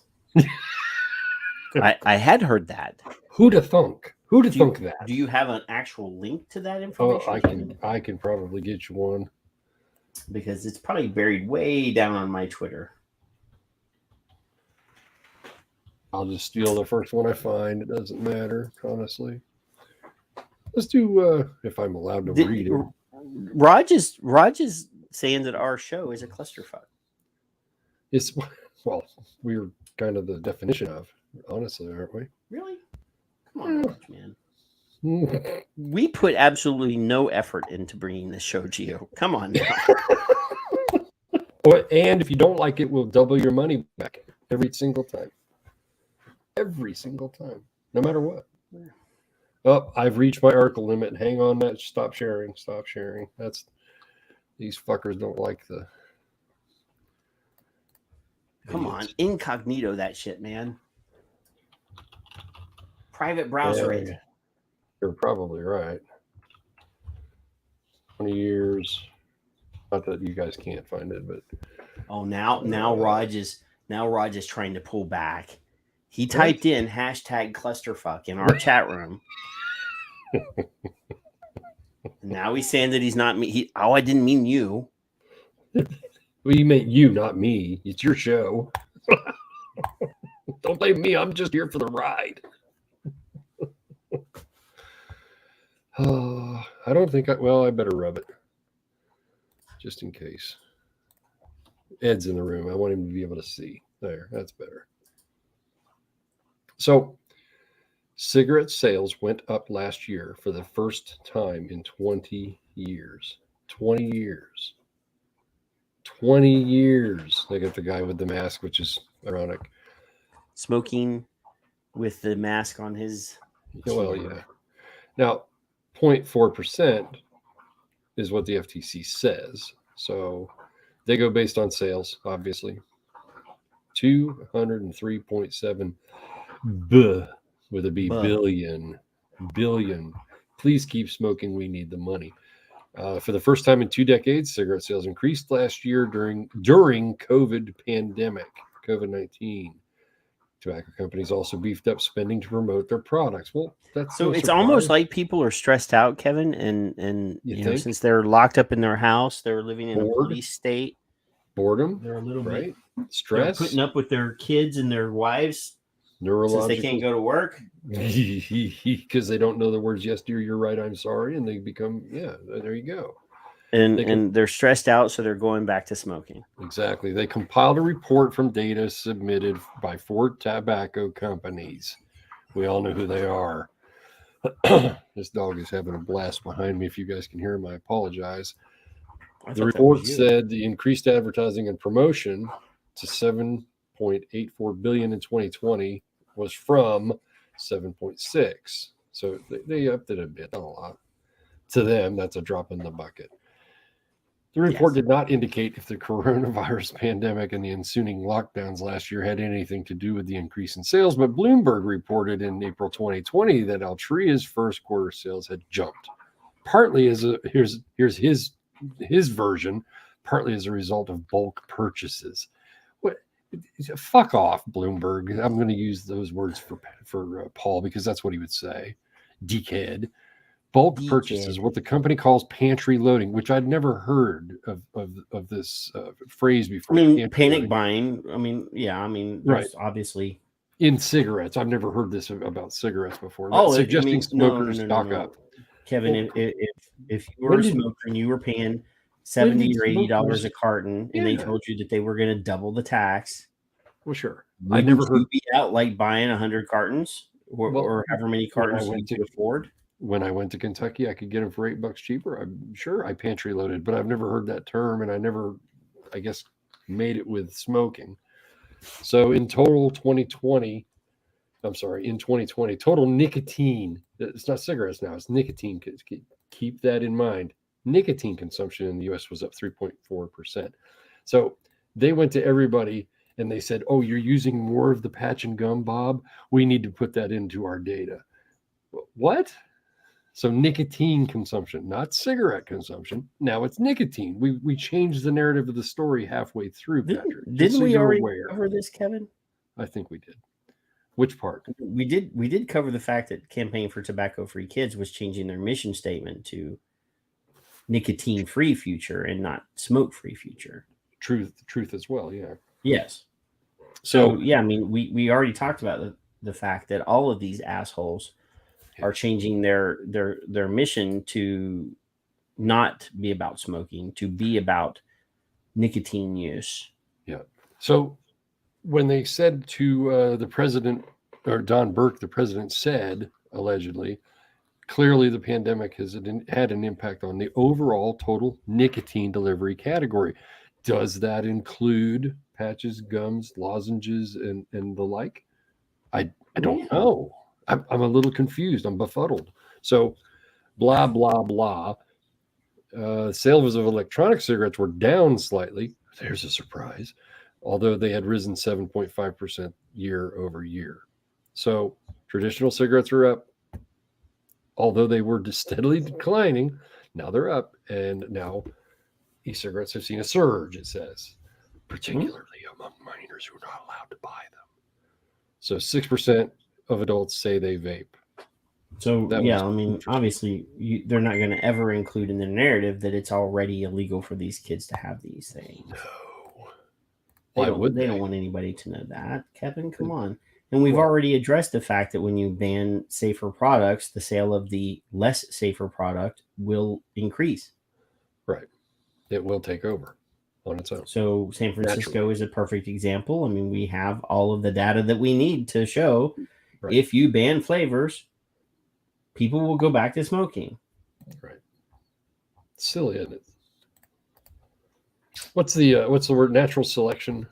Is that what I'm looking for? Yeah, if God's way of weeding out the unfit. Well, I'm unfit.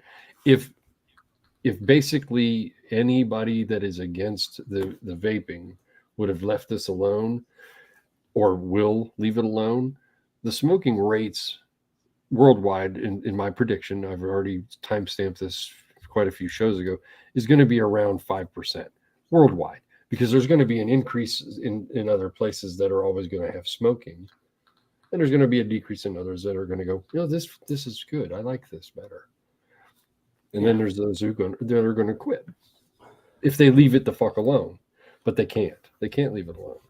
So cigarette sales increased. So good job to the tobacco control experts. They have, that is wonderful job work. Protection. That is, all of the things, man. I can almost stand up for that. I sat down. Did you not notice that I did not. I moved to a seated position? You feel since my desk allows me to? No, my feet are starting to hurt after 2.5 hours of standing up. Well, it's because you're old. I'm not going to stand 2.5 hours. I won't stand for this. Okay, so in response, here's so we played. I'm gonna reshare this. All right, I'm gonna reshare this. So this is the Steve Forbes thing, right? Yes. So I scrolled down. Obviously I have to see what people are saying because I retweeted it. Mm-hmm. So Billy J. Robinson, he says, who's footing the medical bills when smokers develop lung cancer and need expensive treatments? It's certainly not the tobacco industry paying the medical bills. That cost is passed on to the rest of us through Medicare / Medicaid, higher insurance premiums. Mm-hmm. So I had to reply to Billy J. Robinson. Good. Because I had to let him know. I said, you should look at where the states that receive huge tobacco checks from the master settlement agreement, a little hint, they collect billions and don't put any of it into healthcare. What makes you think that if they get more money, they will help anyone but themselves? Mm-hmm. Now I get this, offensive content response. I have not seen this, so I don't know what this says. Oh, show it. Yep. There you go. So That's then might as well raise taxes on fast food, soft drinks while they're at it. So how is this offensive? Who the fuck? Why is Twitter marking this as offensive? Because they're idiots. I thought know. I was going to say, well, fuck you, or something. No. Max seems like an intelligent person. I like so, that. Then Damien, we obviously know Damien. It would be great if Steve Forbes could do more than pay lip service to the issue of tobacco harm reduction. Southern Vapor says, thank you, Mr. Forbes. Once again, you have shown understanding towards vaping and tobacco harm reduction. Vapors appreciate you helping to save their lives. So I have to respond to Damien. Okay. What do you think that somebody that's not in public service, I mean, Steve Forbes is not a politician. No. He's lending his platform to tobacco harm reduction and vaping by talking about it. What else is he supposed to do? Right. I think I'm happy he's putting some attention into this. Yeah. Yeah. Other than like spending millions of dollars to try to counter, it's not his job to spend his money to save this industry. Or time. It would be nice if he did, but or time. That 3 minutes he does every time he does a video is probably $1 million worth of time for him, right? Let's pretend it's $500,000. So some of these people are taxing cigarettes instead of billionaires. Same game, different day, targeting lower income with this tax. Don't you think? Let's get some samplings on income to purchase of tobacco. I'm sure a simple linear regression model works just fine. We don't even need to do that, Space Demon DD. We already know that smoking rates are substantially higher in low-income communities, in communities of color, in the LGBTQ minority plus community, period. In the neurodiverse community. We've talked about this extensively on this show. I know that Space Demon DD probably doesn't watch our show, Kevin, but no, probably not. Probably not. And then John says, I don't see a problem here. They should do the same for fast food places. So again, this goes into a regressive model where people are being asked to be, or these people are asking that their neighbors who enjoy something be punished for enjoying something. You know what I'm saying? Right. Well, I bet $10, John, if I said tax pot at 100% of its current level, double. Sure. I'm sure John would be like, no, I live in California and I like to go to the dispensary and get my pot. Not in my backyard. NIMBY. Yeah. Not in my backyard. Devotions for Liberals says, you righties, no taxes on anything ever. Mindset is just ridiculous. No, I don't mind paying a tax on something. I will even agree to a tax on vaping products that is representative of the harm. So see, I don't even agree with that. I don't agree with it, but I don't. Right. I would accept it. Right. If it's a 0.24 like the chart show, yeah. If we're saying the reason why this tax is being imposed is because this product has some sort of harm, then it should be based on the science, and the science says that this product is 95% less harmful, at least 95% less harmful than combustible cigarettes. That means that the tax should only be 5% of the tax. Correct. Of the harmful thing that you're comparing it to. So any and all. If that's the case, then we should tax all products based on the harm that is inherent in them. So therefore, Sure. cars should be Yep. based on the harm. Sure. Taxing on cars should be based on the harm. So if we have to do a scientific study to prove what cars cause the most harm. Mm-hmm. So therefore, sports cars, Lamborghini, and then obviously, Mercedes. then we have to punish the people that drive cars based on the amount of harm that their Patrick. demographic. Let me finish. Their demographic causes. So old people like Kevin would have to pay a higher tax because old people have more car accidents than young people. So then they should pay higher rates than young people who, well, and then there is a very damaging young people group. You know, the younger young people also should be punished and taxed higher because they also have a higher rate of car fatalities and accidents. So where do we draw the line at who we're going to single out? But then the rich people get the advantage because then they have the better safety features in those more expensive cars. So then that drops their tax rate down because there's less trouble. No. No. I mean, my car has airbags, but I mean, I'm sure if you looked there, whether they have those safety features or not, I doubt. I tell you for a fact that, like I've been in a car accident. I had safety features. They actually hurt me more than just the seatbelt. Yes. The airbag actually destroyed my arms when it deployed. And that was harm. That's how insurance works. It's based upon your risk assessment of your age and your vehicle and your area, you know. But they should we're talking about the government, not your insurance company. Then the you government tax, right? Tax. Need to hire some risk analysis people and to develop a program to start and every consumer good should therefore be taxed based on the amount of harm that it creates.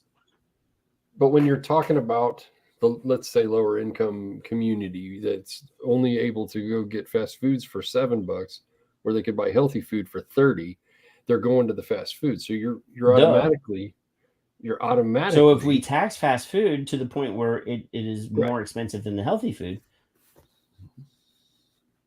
are you justifying that by saying that it's okay then? Because no. So, or are you saying that people that buy healthy food should get a tax break? No. For buying healthy food. So either way, it's the government trying to control the behavior of the citizens. It's the behavioral side of this that I don't like. This is called social engineering, Kevin. I don't give a shit if you eat 7 Big Macs a day. That's your choice. Yeah. Period. I don't care. And I don't think you should be taxed as such for choice. Period. Really. Mallory says, I saw Pave bitching about the smoking rates going up. I snagged them. I got them. Yeah. Mm-hmm. And that's what they wanted. That's exactly what they want. They can't complain about the smoking rates going up when they're directly responsible for that occurring. Way to go, prohibition toots. I do like the fact that I can just touch stuff on my computer. I don't have to. But you're not using the scroll. I'm so disappointed. The scroll? The big thing at the bottom, the ticker thing. Well, I got to type that shit in. And if you sent me text messages telling me what text you wanted in them, I would do that, Kevin. I can't read your tiny mind. Ed, stay awake. Stuff like that, you know. Oh, I don't want to pick on our listeners, Kevin. Our viewers are they're the reason why we do the show. Mm-hmm. Why would I want to target them? They are the reason. I love them. I love every friggin' one of them. It's you. I don't know. I've heard you say some pretty negative things about Mallory. Mallory? No. Skip maybe, but not Mallory. I like Mallory. Well, Mallory's just a younger version of Skip. One day she's going to be just like Skip. Then she scares me. She's we're cranky young broad. What is the word that I'm... we're grooming Mallory. What's the status of the cranky old broad anyway? Is she still going to join us? I think she's sleeping. Oh, she will on the neurodiversity show. Okay. I'm looking very forward to this. This is going to be fun. Skip. See, here's the thing, though, Kevin. And we did, during the dry run, Kevin and I basically did the first episode that we're going to do for the for the scope, we actually practice that show because it doesn't require a guest. It doesn't require practice. No, because we've already done. I mean, technically, we've already done that. We've already covered that particular content on our show, but we're bringing our content to a whole new audience by, interfacing with our international brothers and sisters that may not even be aware that we do this show. Right. We have a pretty good international following, but we could always add more content or add more listeners to our show by directly interfacing with them where they are. Go where they are, meet them where they are instead of trying to drag them to where we are. So like tobacco control, just like tobacco harm reduction, just like, everything. Interfacing with. So I find this to be an excellent opportunity because we're going to be on at like 10 a.m. in Hong Kong. Oh, good. I've never been there. It'll be actually an hour earlier than what we normally do. So it'll be 9 p.m. your time. Yay. Instead of 10 p.m. for Monday night, Tuesday night, Wednesday night, and Thursday night. So Friday night, we'll be back to our normal. I hope your family knows that you're going to be gone for an hour 4 nights because you're going to be. She's well aware. She still doesn't understand why we do what we do, and she's okay with that. So there you go. Why do we do what we do? Because we just like hanging out and shooting the breeze, Kevin. That's right. It just happens to be that we're having a 2-person conversation in front of another 50 people instead of me on my own, like I usually do. I do talk to myself quite frequently, Kevin. Of course. Sometimes you have to get. I'm the only one that listens. But my responses to myself are not always friendly. There you go. There is that. Your own worst enemy. Mallory said she's old, but not that young either. Or not that old, but not that young, rather. But we're still grooming her. That's a word that, that used to mean something positive, by the way, Kevin. It did in my day. It used to mean that you were mentoring somebody, and now they've turned it into a dirty thing. Pretty much.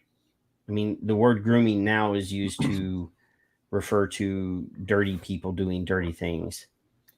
Well, I'm grooming my grandson to some extent. Jeff, you're in my time zone. It'll be 8 p.m. on Monday, Tuesday, Wednesday, and Thursday. Our time, 8 p.m. He'd just get it drunk. So I need a dog. So you're the grooming thing. I'm teaching, advising, educating Logan with things like yesterday and today. I have a Finding Nemo game that I didn't think would work on my desktop, and he's never wanted ever to touch my mouse. He gets on my desk. He opens the drawer just far enough to get He pulls the spit filter off of your microphone. He plays with that. He likes that if he can reach it, and I say no, and he kind of gives me a look, and he doesn't get it because he doesn't always get his way. No, he gets it. He just does it anyway. Yeah, well, you don't know me very well, but he knows where the wallet is, and every time he's here, he gets $1. So I've trained him to do that easily, and he puts it in the bank, and that's his thing. He has no idea why yet, but he will. All kids understand money, Kevin. And grooming. They understand that they can trade that for stuff. Right. Grooming. Good night, Janine. Grooming to me is teaching him value, giving him things to think about and make decisions. Why do I want that? Why do you want that? What are you going to do with it? He has to give reason. You know, that's to me a grooming opportunity where you're being told you can't have flavors in your vape as an adult is just a basic fuck you response. Fuck you. How about that? Right, but no, I mean specifically now the word grooming is being used to mean that an older man or a male person is applying special attention to a younger man or woman for the purposes of grooming them for gratification in whatever, a dirty way. Okay. That word, Yes, when I Will. say to Mallory, we're grooming her, we're actually teaching her positive things to make her a better advocate so that she can grow up and be just like Skip when she's, That's obviously, right. Skip is 100. 80. And she's still a very passionate advocate for vaping. And when you're 100, we want you to be the same. Will, you're right. It used to mean that's exactly what I trimming your remember. beard, which is something that I don't really do frequently, but yeah, it also means that there is none of that anymore. I used to take, you take your dog to the groomer. Mm-hmm. There used to be to get a shampoo and a style. Yeah. Sometimes you got to wash your ass. That's a form of grooming. You can't help it. What is this? What is what? What is this? Oh. Okay, so I got a response. I didn't get a response, but Colin got a response. So yeah. Mark, our wonderful friend Mark, says, does the RACGP, the Royal Academy of blah blah blah, the doctors, the GPs in Australia, they also advise that alcoholics only consume bourbon flavored drinks when trying to stop drinking. Why in the world would we ever suggest that people stop drinking? Especially bourbon. And Mike Hurley, or M. Hurley, I think it's Mike. Who you should follow. Grain alcohol only. That's purest natural form. Should be all adults need. Does same thing, right? Are you following him? Yes. Good. Of course. Good. Of course. I just was going through my alerts. So there you go. Troop and 6 others have shared our show on Twitter. I love Troop and 6 others more than you. Way more than Andrew. Let's see, who is this? Raj and James A. from the UK. Yep. And Hamish. Yep. And Andrew. All the people I love. Mallory. Yes. And Paul. See? And Troop have all shared our Twitter show. Nice. Thank you. Well, Jeffrey, Tom is in New Zealand. But you're in my time zone. So when I say the show is at 8 p.m., that's American time. That's the same time zone, or that's actually the only time zone that really matters, Texas time. You're pretty proud of yourself, aren't you? I love Texas. I'm not even from here, and I love Texas. Oh. I will never live anywhere else. And Ed earlier didn't go unnoticed. He or his father is from Kentucky. So you guys are like sisters, really, honestly. No, I was born in West Virginia. Close enough. I mean, you're sisters. You gotta be. Pacific Standard. Pacific Standard Time sucks balls. That's California time. And if you ain't following ROG, you should. Raj. By the way, on ROG. I say ROG. It's not wrong. Where's he at? Raj. He's one of the people that shared the show. Yeah, I can't find him on Twitter. I forget the handles. Like yours, I kept looking up Patrick and it doesn't work. He's Rodster. At RAWGSTER. At Rodster. See, I'll show it on screen. Boom. Good. He's a slinkered, whatever slinkered means. Oh, he changed his. I think. Well, who knows? I don't know. I just saw something I don't like. I'm What'd you scroll past. Like? Oh, there's another thing I don't like. Oh, I saw that. I have to scroll really fast when I see that. Oh, there's Dave. There's Johnny. I don't want to throw up in my mouth a little bit. Yeah, well. Look at Johnny. Mark, have you not, dude? I'm in South Texas. I'm in Corpus Christi, Texas. Hurricane Magnet. There's almost as bad as Brownsville. Rogsters. Brownsville's even more of a hurricane magnet, but Yeah. Y'all are insane down there. You guys are. Nuh-uh. Jesus. We got good fishing. We're on the Gulf of Mexico. Well, I've heard good fishing. Good fishing. That's you know, I don't even necessarily like fish that much, but I like to go fishing. Hamish is another one you should follow. I'll throw him in there too. Some people don't get the recognition. And I'm Here, just as Bernie. guilty as everybody else. Good night, Bernie. You too, Mark. She should have a bone. Yeah. There's some great people on Twitter that just don't get enough at all. I just hit 11,002 following. I'm following. You're following 11,000 people? 11,000 people by hand. Yep. Yeah, Every one of it. way. 14.2. I can barely manage the 469 people that I follow. Well, yeah. And That's I still why haven't broken 1,000 followers yet. Yeah, I just hit 14.2. But I would never be able to night Mark. I would never be able to filter through all of the nonsense. I can't mostly to find the great stuff if I had that many people to scroll through. Yeah. I catch what's important when I can. It wouldn't happen. I wouldn't be able to do this. Troop. Look at Troop. What Troop say? Hold on. I don't know if he's still in the room or not, but I'm going to share it anyway. I don't care. We're going to the Victor share screen, by the way, in case you didn't know. So the Truth Initiative said in the midst of the pandemic that affects the lungs and for whom smokers are significantly more at risk, which is not true. They're at the same exact risk as anyone else. The tobacco industry increased its marketing efforts and, at no surprise, its cigarette sales. And Troop said, come on, give yourself some credit too. A war against adult tobacco harm, vaping is a vote for smoking. You could have helped smokers find a better way. That's beautiful.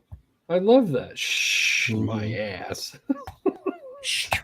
Troop. So I do have to point out, Kevin, that I just glanced at the Smoke Free Radio, the Son of Liberty Radio YouTube page, and we only have 124 subscriptions to our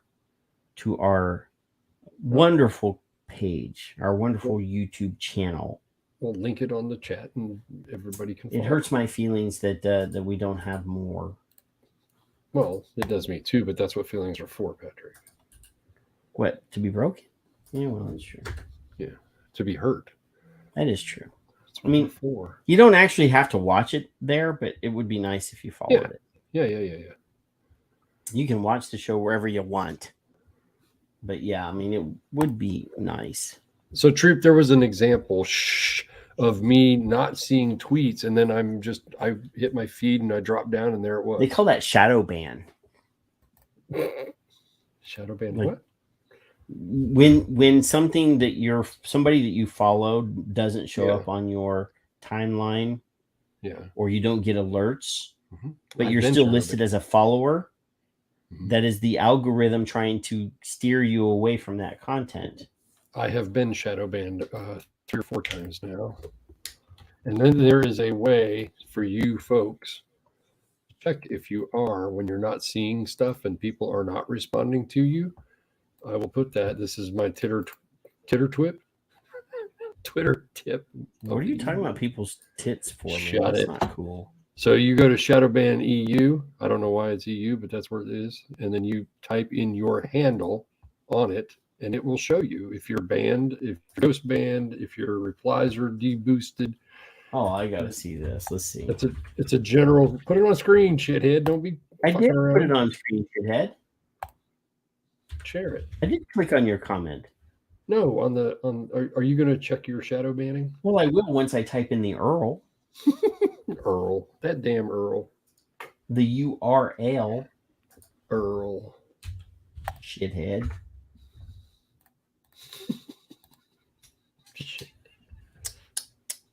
That's there. There you go. So if you put in yours or anyone else's for that matter, it will show if it is or is not. And it takes usually about 10 seconds. There it comes right there. There you go. So you do exist. There's no ban and no search ban, no ghost ban, and no reply deboosting, which is another important issue. Now, I don't know how accurate this is, but every time I've been shadow banned, it showed that I was on that site. So it's a great little bookmark. If your friends say, hey, are you guys seeing this tweet, and you don't see it, they're shadow banned. You can see the tweet if you go to their tweets. Yes. But you cannot see it on your feed. So on occasion, something unexpected went wrong, Kevin. And it will not tell you if you are shadow banned. You just are. Scary. It says that you may be engaging in harmful behavior. Well, that doesn't surprise me. So let's see, who else do we know that's on Twitter that could be victimized by this? What are you doing? The typo stand. Let's see. Troop is Troop X, right? Troopa X. Is it Troopa? Which is Troop X? Troop AX. All right, I'll retweet you, Troopy. Here we go. Wait a minute. Let me find it. Nope, he is also not ghost or shadow banned. No. I think I've had 3 where I've been banned. You've been deboosted, though. See? Well, so go back down. It says to this tweet. No, this is Goober. This is not you. Goober. This is Troop. So what is Paul? Paul is LabWorks what? I don't know. Here, hold on. When I push Paul, he comes right up. LabWorks Vapes.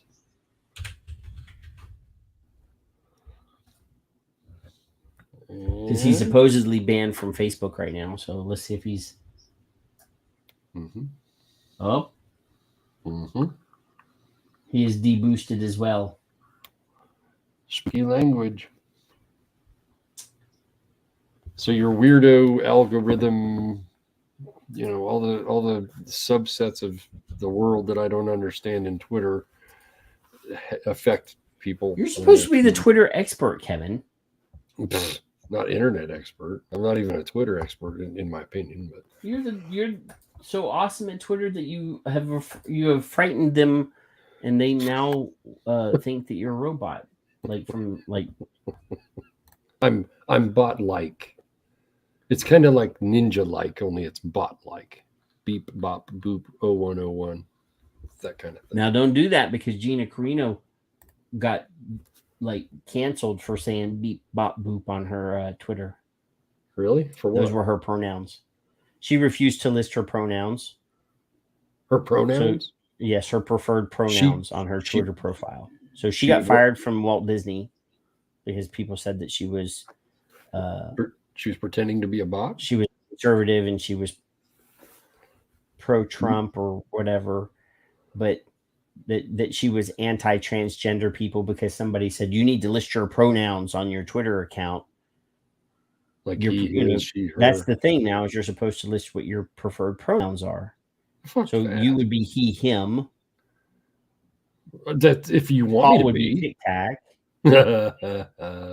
Mallory could be she, her, but then there are other people that identify as something else, and they were upset that she refused, even though she's a woman, obviously a woman, and she obviously identifies as a woman, that they felt like she still needed to list her pronouns, and she said, "My pronouns are beep, bop, boop." So she was a bot. And, Janet and Reno? that pissed off people. This is Janet Reno. No. Who? Gina Carino. Who in the fuck is that?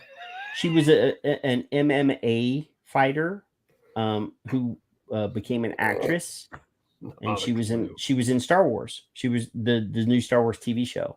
Oh, beep, bop, and boop. She actually got fired from Disney because the social justice people there were some tweets that they didn't like, that because she expressed her opinion they got her fired. And that one of the things that pissed people off, there was multiple things, but one of the things that pissed people off is that she refused to play their game. Good. Well, I like And her. now I don't even know who she is. she lost. Well, I mean, but she got fired off of a multi-million-dollar deal because she expressed her opinion, which I fully support people being able to express themselves the way So they did want Roseanne. to. Well, Roseanne also, I mean, what Roseanne said was, offensive and right. But so did Roseanne. But what's funny is she made a comment. I'll go ahead and discuss this real quick. She made a comment on social media about the current political environment and that being conservative, there were a lot of people in the Democrat side who were pushing for people to target conservatives in public. Right. If you see that person at a restaurant, you need to go get in their face. I remember that. They're promoting turning neighbor against neighbor. Hate. It's hate. So she retweeted. She didn't even create the tweet. She retweeted a tweet that was that basically said, in Germany before World War II, one of the ways that they got people to turn in, they got people to turn against their Jewish neighbors. Right. So there was a comparison made with, the horrible Holocaust to what basically the targeting of conservatives. And there were people that weren't Jewish that were like, I find that offensive. And then they spoke to Jewish people and they're like, no, I don't find that offensive. But anyway, yeah. Yep. Yeah. So because she expressed herself that she was conservative, that she had an opinion that was different than the pitchfork crowd, she lost her very lucrative job, which I don't think is cool. Told. She didn't do what she was told. Huh? Imagine that. Sometimes you have to stand up and do what you think is right, I guess. Like it or not, Oh, I mean, if you're in Hollywood and you're not with the crowd, if you're not elite, I know. Then no, you can be like here's the thing. So again, I don't want to get into this, but Chris, the guy from Guardians of the Galaxy, Chris, whatever, he's married to Arnold Schwarzenegger's daughter. Okay. And he's a conservative. And he's not quiet about it. Like, he lets everyone know I'm Christian and I'm a conservative. And he gets a little bit of a pass because he's in a popular series and he's a dude. I think it's because he's a dude. Gina got fired off of a Disney project because she's a girl. Right. And she's conservative. Yeah. So not in my backyard. I'm like, dude, it's do you think back in old timey days, who would you consider to be a liberal actor from like the 50s or 60s? Liberal? That was famous. So they didn't fire actors off of projects because of their politics. Right. If they're a good actor and they did a good job, then that was all that mattered. Now, everything matters. It doesn't matter how good you are at the part that you're playing. You're done. Yeah. Because an actor doesn't write the script. An actor doesn't drive the agenda of the film unless they're like Robert Downey Jr. or some, what's the George Clooney or those guys. They get to drive the message of the film. But most of these medium to small actors, they just read the words that are written on the script in front of them. Well, sure. So, Gal Gadot, Raj, or Linda Carter. Both of those women have played Wonder Woman. Oh, Linda. I had a crush on Linda Carter in the day, dude. Did you? Oh man. Did you have the belt buckle? when I was like 8 years old, she made me go swing. Swing. Yeah, mine was still fair. It doesn't matter. Swing. It's all right. Linda, who else? Oh, well, Linda Carter. Yeah, that's what we were saying.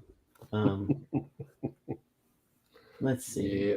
We already talked about that. We talked about. Oh no, we didn't.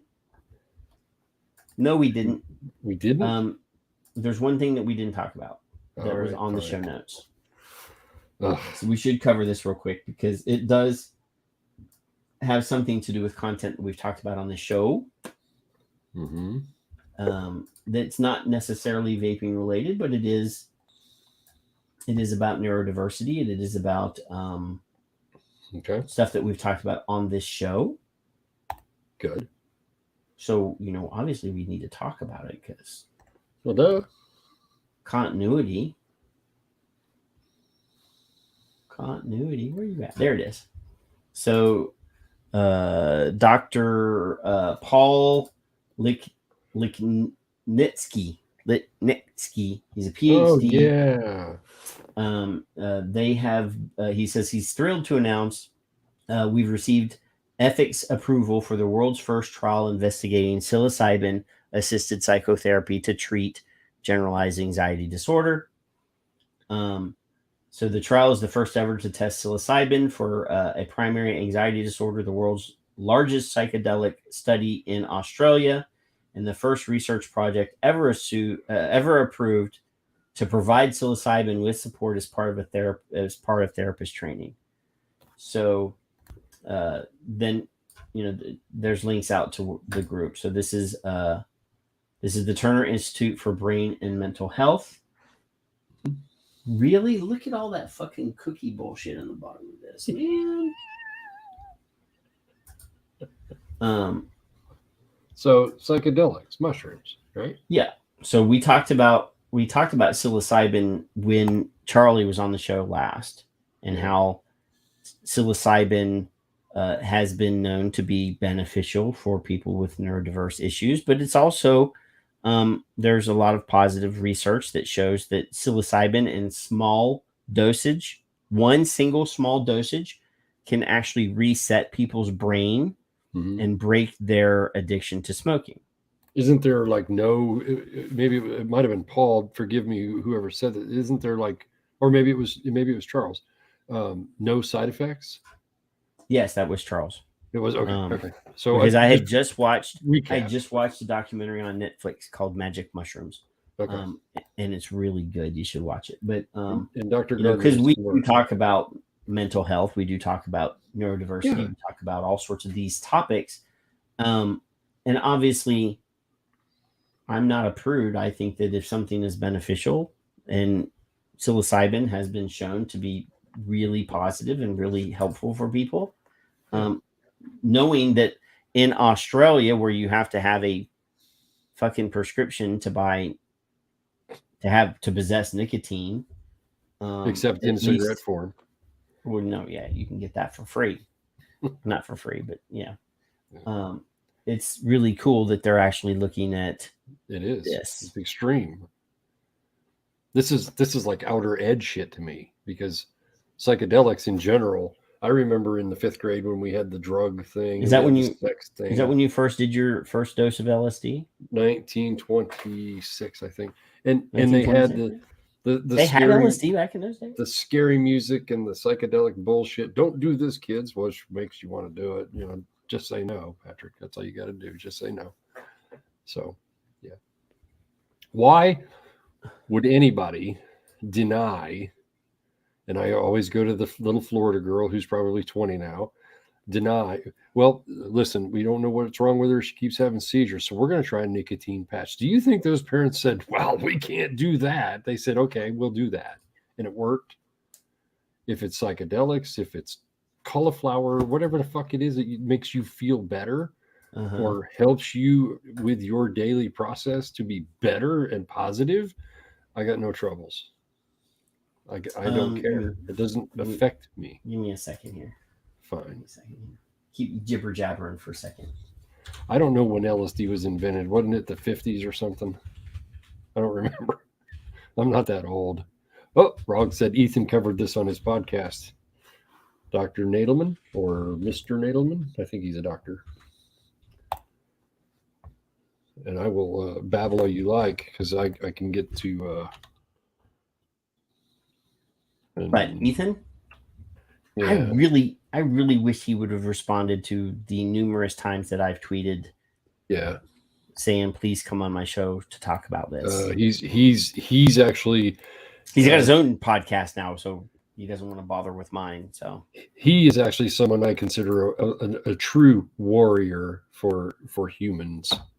And there is his Twitter, just because Patrick said babble, so I can. So podcast host, psychoactive with Ethan Nadelman. He doesn't put doctor on his own, so I don't know. Is he a PhD? I don't know. Drugpolicy.org is who he's with. It shows, or no, founder and former executive director. Yeah, he does promote drug policy reform. All I know is if you're helping and harm reduction in all of its forms. If anybody knows him, get him to message Patrick. We'd love to have him. Yeah, for many reasons. I'd do the we're not worthy. He's done videos that we've, I think, not featured but highlighted. I think we have showed some of him on the show. There was some really poor recordings of him when he first started tobacco harm reduction, when he first started about 2 years ago, maybe 3 years ago, discussing vaping, because he's from the really real drug policy reform and drug harm reduction. And then we sort of popped up on his radar. He's following me. I mean, the guy's following me, and that's pretty impressive. That's pretty impressive. I don't know that I don't think he follows me. That's like me not following you. If I don't see it, he probably saw it that day or whatever. But yeah, very, very, very smart guy. He is on YouTube. I don't know if it's his own channel or not. And now Rog just said he has a podcast as well. So good. So many good. Shut up. So many good. Derek follows me. There's quite a few that actually follow me that surprised me. We should actually talk about Derek Yock real quick. Sure. So this week, in the middle of the week, I saw a tweet that sort of got my dander up a little bit. No, you have a dander? It was a TT tweet. And the second time. And I was like, you motherfucker. But Doesn't matter who's the mother. I was talking to Paul, and I was like, hey, he had sent me a link to the Fighting the Last War, the WHO video series. And Derek was in the video. And I said to him, hey, did you see the tweet? Did you see that? Here, I'll throw it up on screen. So the moron says, goodbye, Derek Yock. You wrecked your public health standing, and now you've lost your $1 million pay packet from Philip Morris International. I suppose we have to continue to wait for that smoke-free world. And there's a link to a press release from Smoke-Free World. And it says, Foundation for Smoke-Free World announces leadership transition. So it says, Foundation for Smoke-Free World today announced that Dr. Derek Yock will no longer serve as president and board director.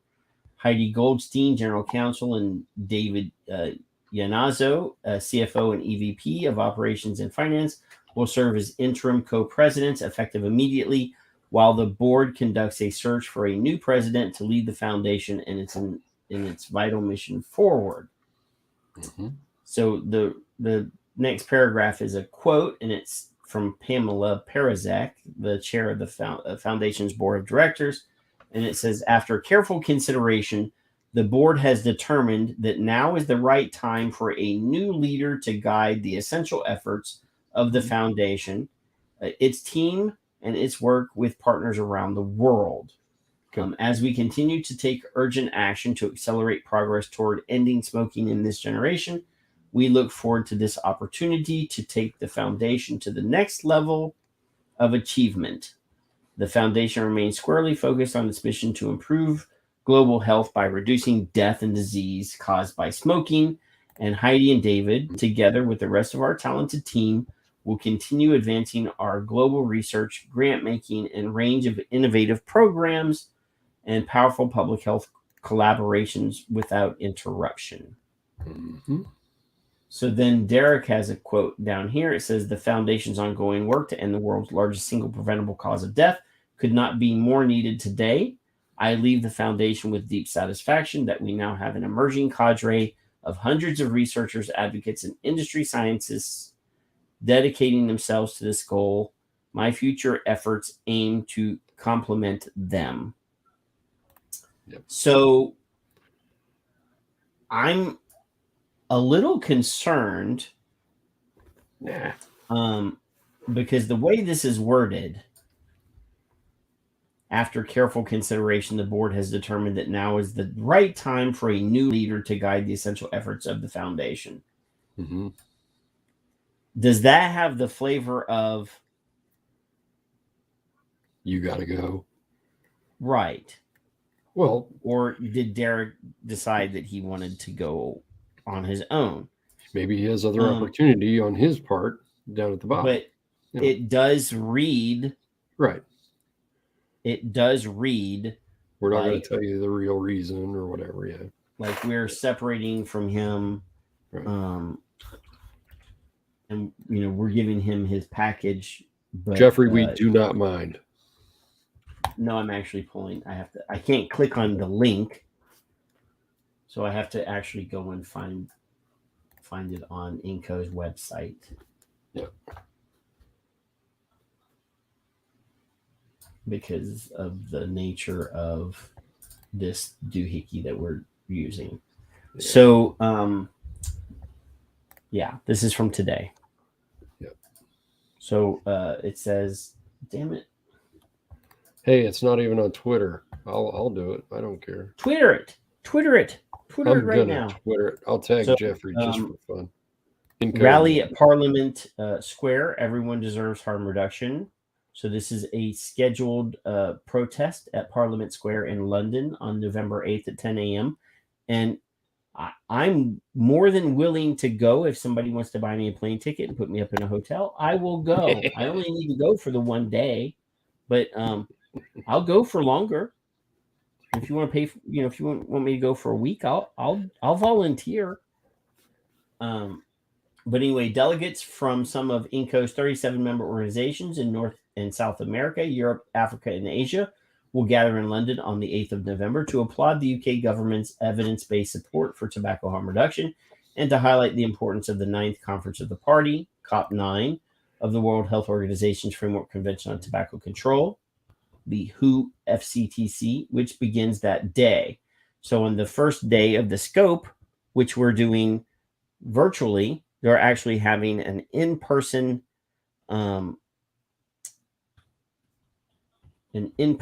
rally in Parliament Square to thank.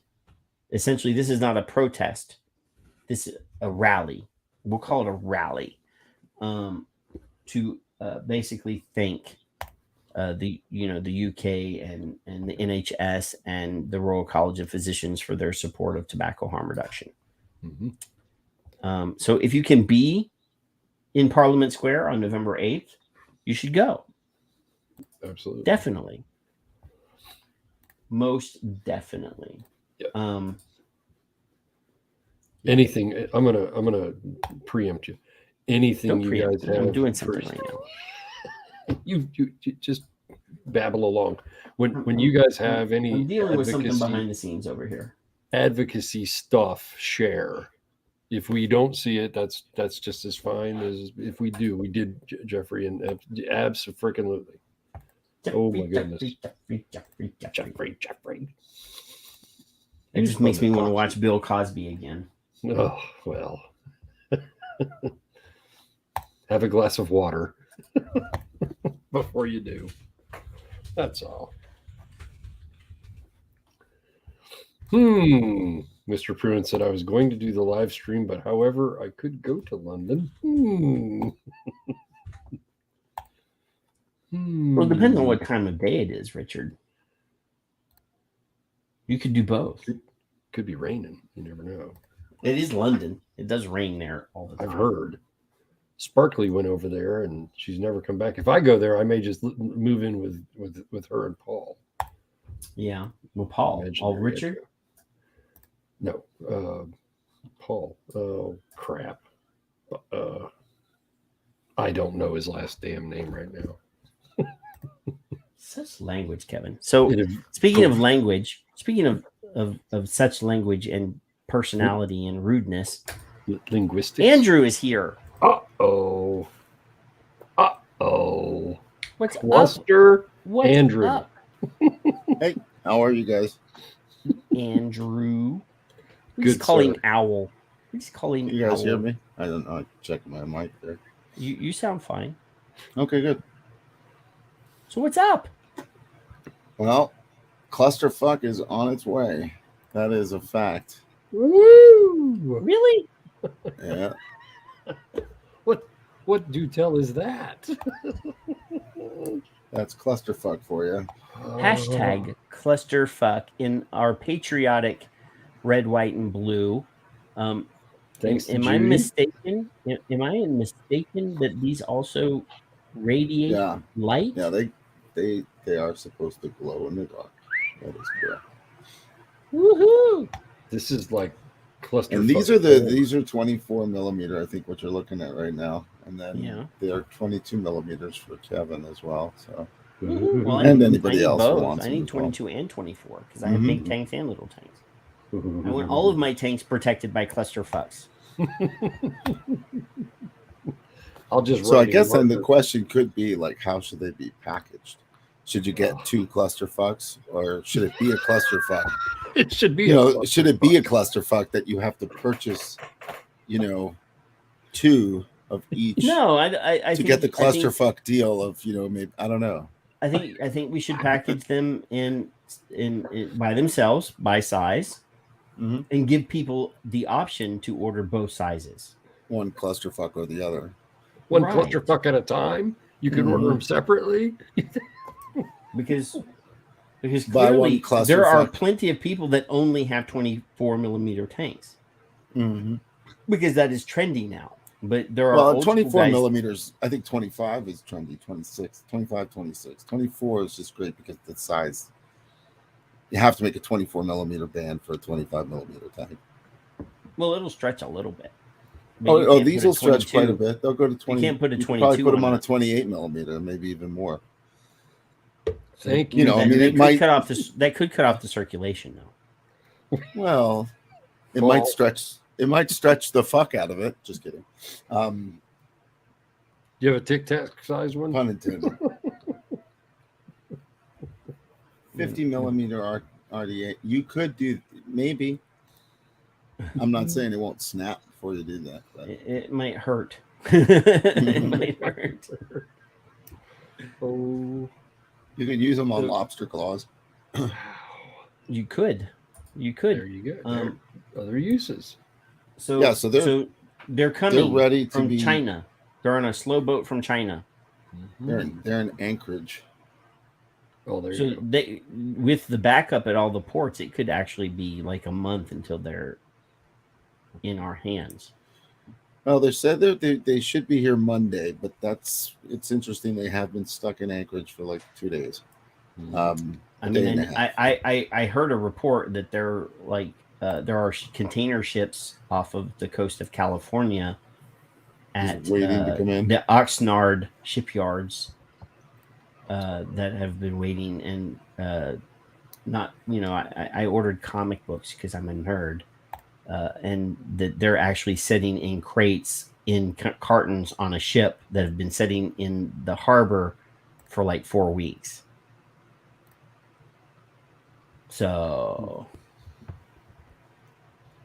that could be a problem. But you never know. We could get lucky and they could unload it in Anchorage and put it in airplanes. You never know.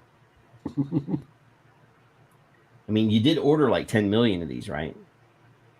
This is I mean, as far as I wanted to do this, I think, it's a limited run.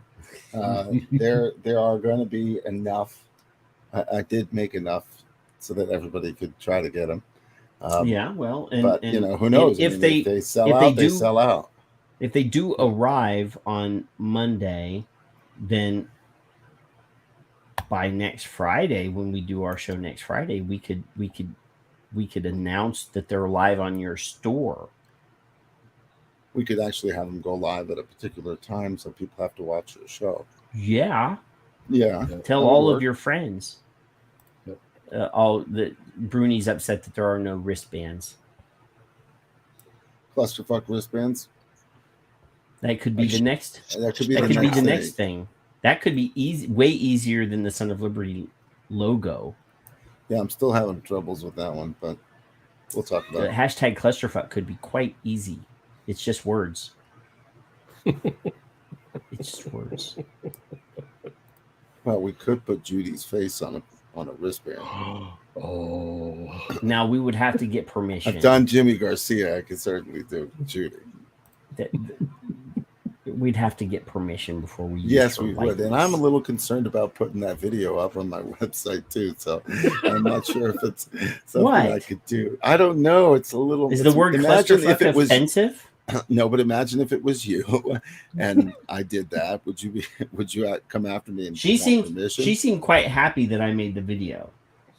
Did she like it? Did she tweet it? She even responded to it. Oh, I didn't know that because I flirted with her for quite some time. It was painful to watch. Did she ask for a clusterfuck vape band or a link to it? Well, I didn't tell her about the clusterfuck vape bands, but I did make the video. I posted it. I tagged her in it, and a few days later, she responded to the video. I will scroll. Damn, I'm gonna scroll down my feed a good space to get to that. But I wonder if I do at Judy. Yeah, your and her handle, and then search, and it'll probably pop up latest at Judy E and at another of my crushes. She's so freaking awesome. Oh, I misspelled my own fucking Twitter handle, really? Well, there you go. You were wrong. No, my finger was wrong. Okay. It's a clusterfuck. Yes, I found it. See, it was there. See, now this is the original tweet. I said thanks to GTFN 2021. Blah blah blah. Clusterfuck. Here's the video. I tagged Judy G.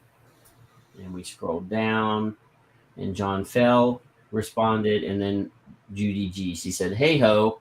I had some might feel a tad optimistically set my sights on a nude triptych in the National Portrait Gallery. Nevertheless, a column in the Times or a blue lived here house plaque in perpetuity seemed achievable. Clusterfuck has exceeded my wildest expectations." So then I responded, I haven't painted, or no. Yeah, I haven't painted nudes since art school. Don't tempt me to get artistic. And she says, "Trust me, I have nothing to tempt you with.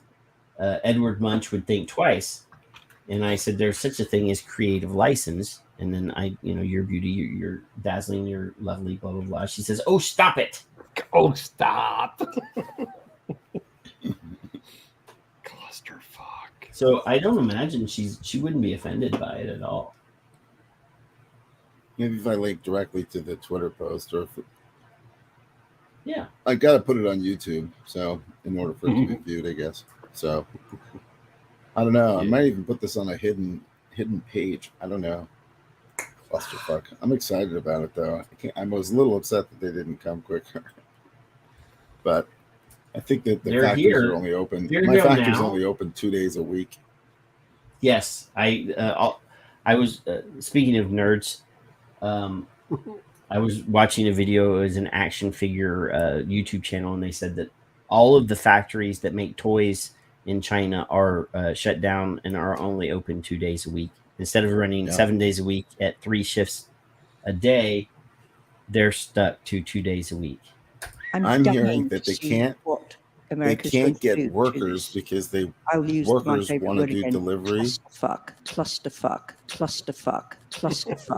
I'm dying.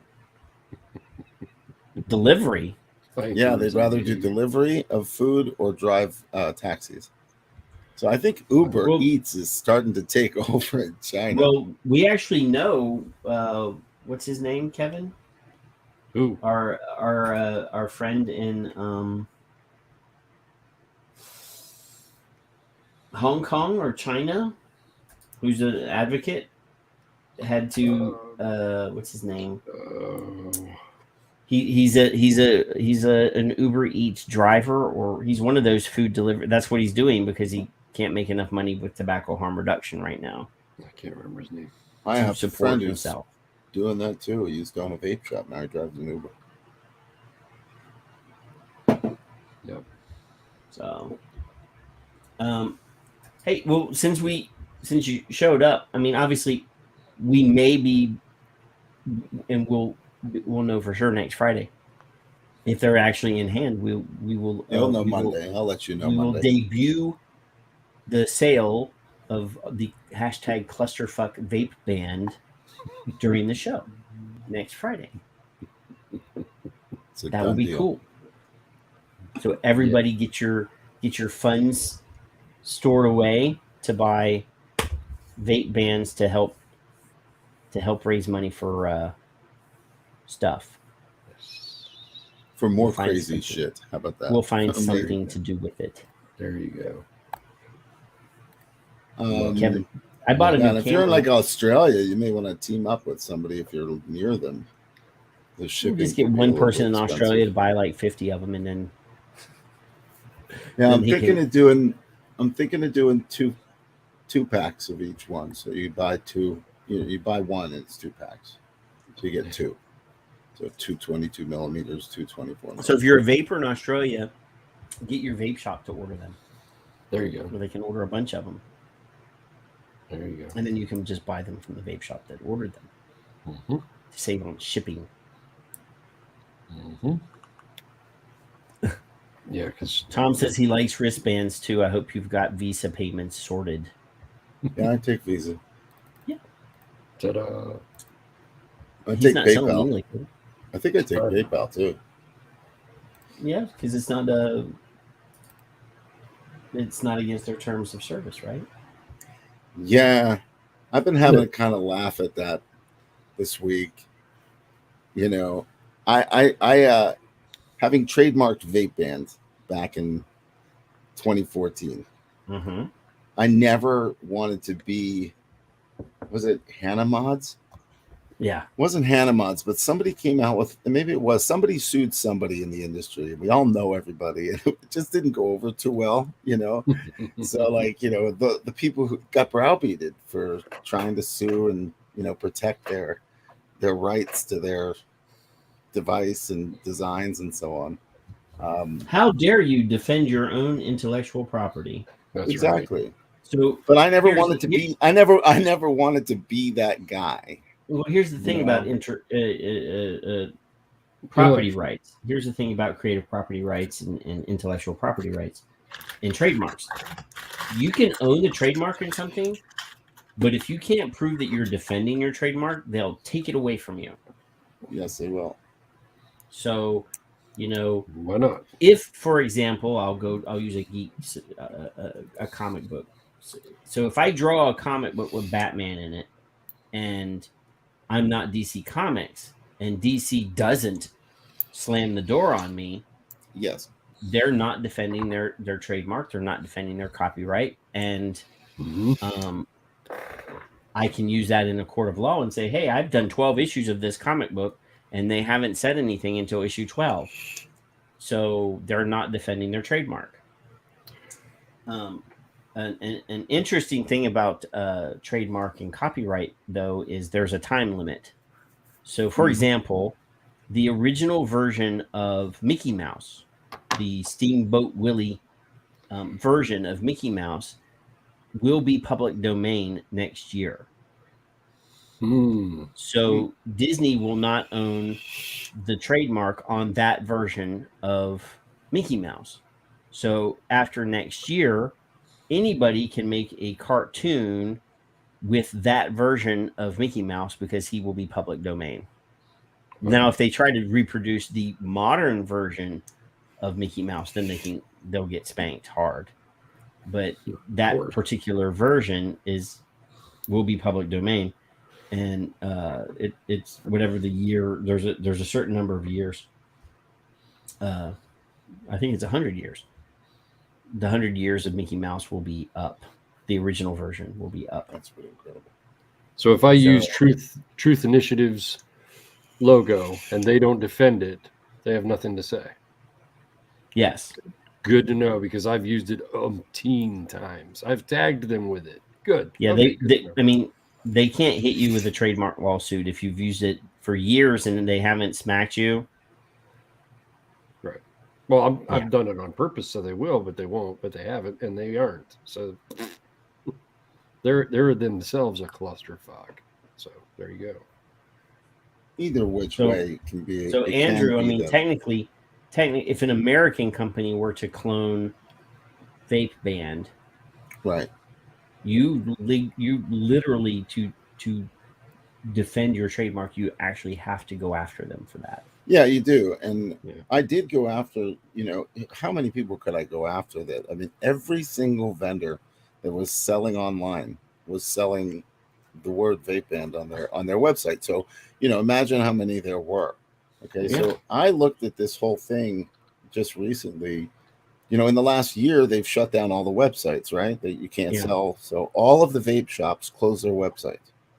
Yeah. And then recently with the USPS, now it's shutting down even more, right? Because it's not just ENDS products; it's even THC products that fall into that category as well. Right. So I'm assuming that even those shops that are selling online, like Stash Vapes, all these different companies that sell for the THC, are no longer going to be able to sell, and that's going to have a major effect on the cannabis industry. Well, what's really funny, and I haven't seen anybody say this, but in Texas last week, the Texas courts moved, or they put a judgment out that basically said that Delta 8 is illegal in Texas. It's illegal in New York until January 2022. They won't enforce it. So, no, they're actually, there's a vape shop in Houston that's got smacked. They busted them. They busted them.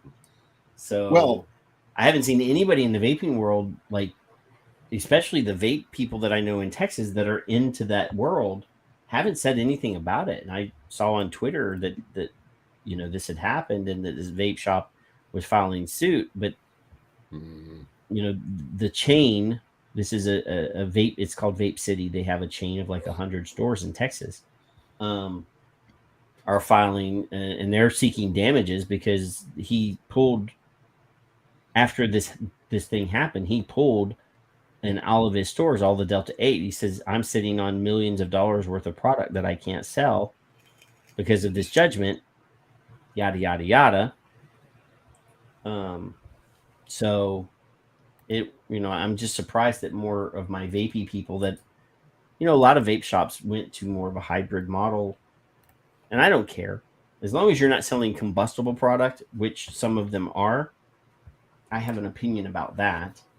Well, there's combustible Delta 8 now, so. Yeah.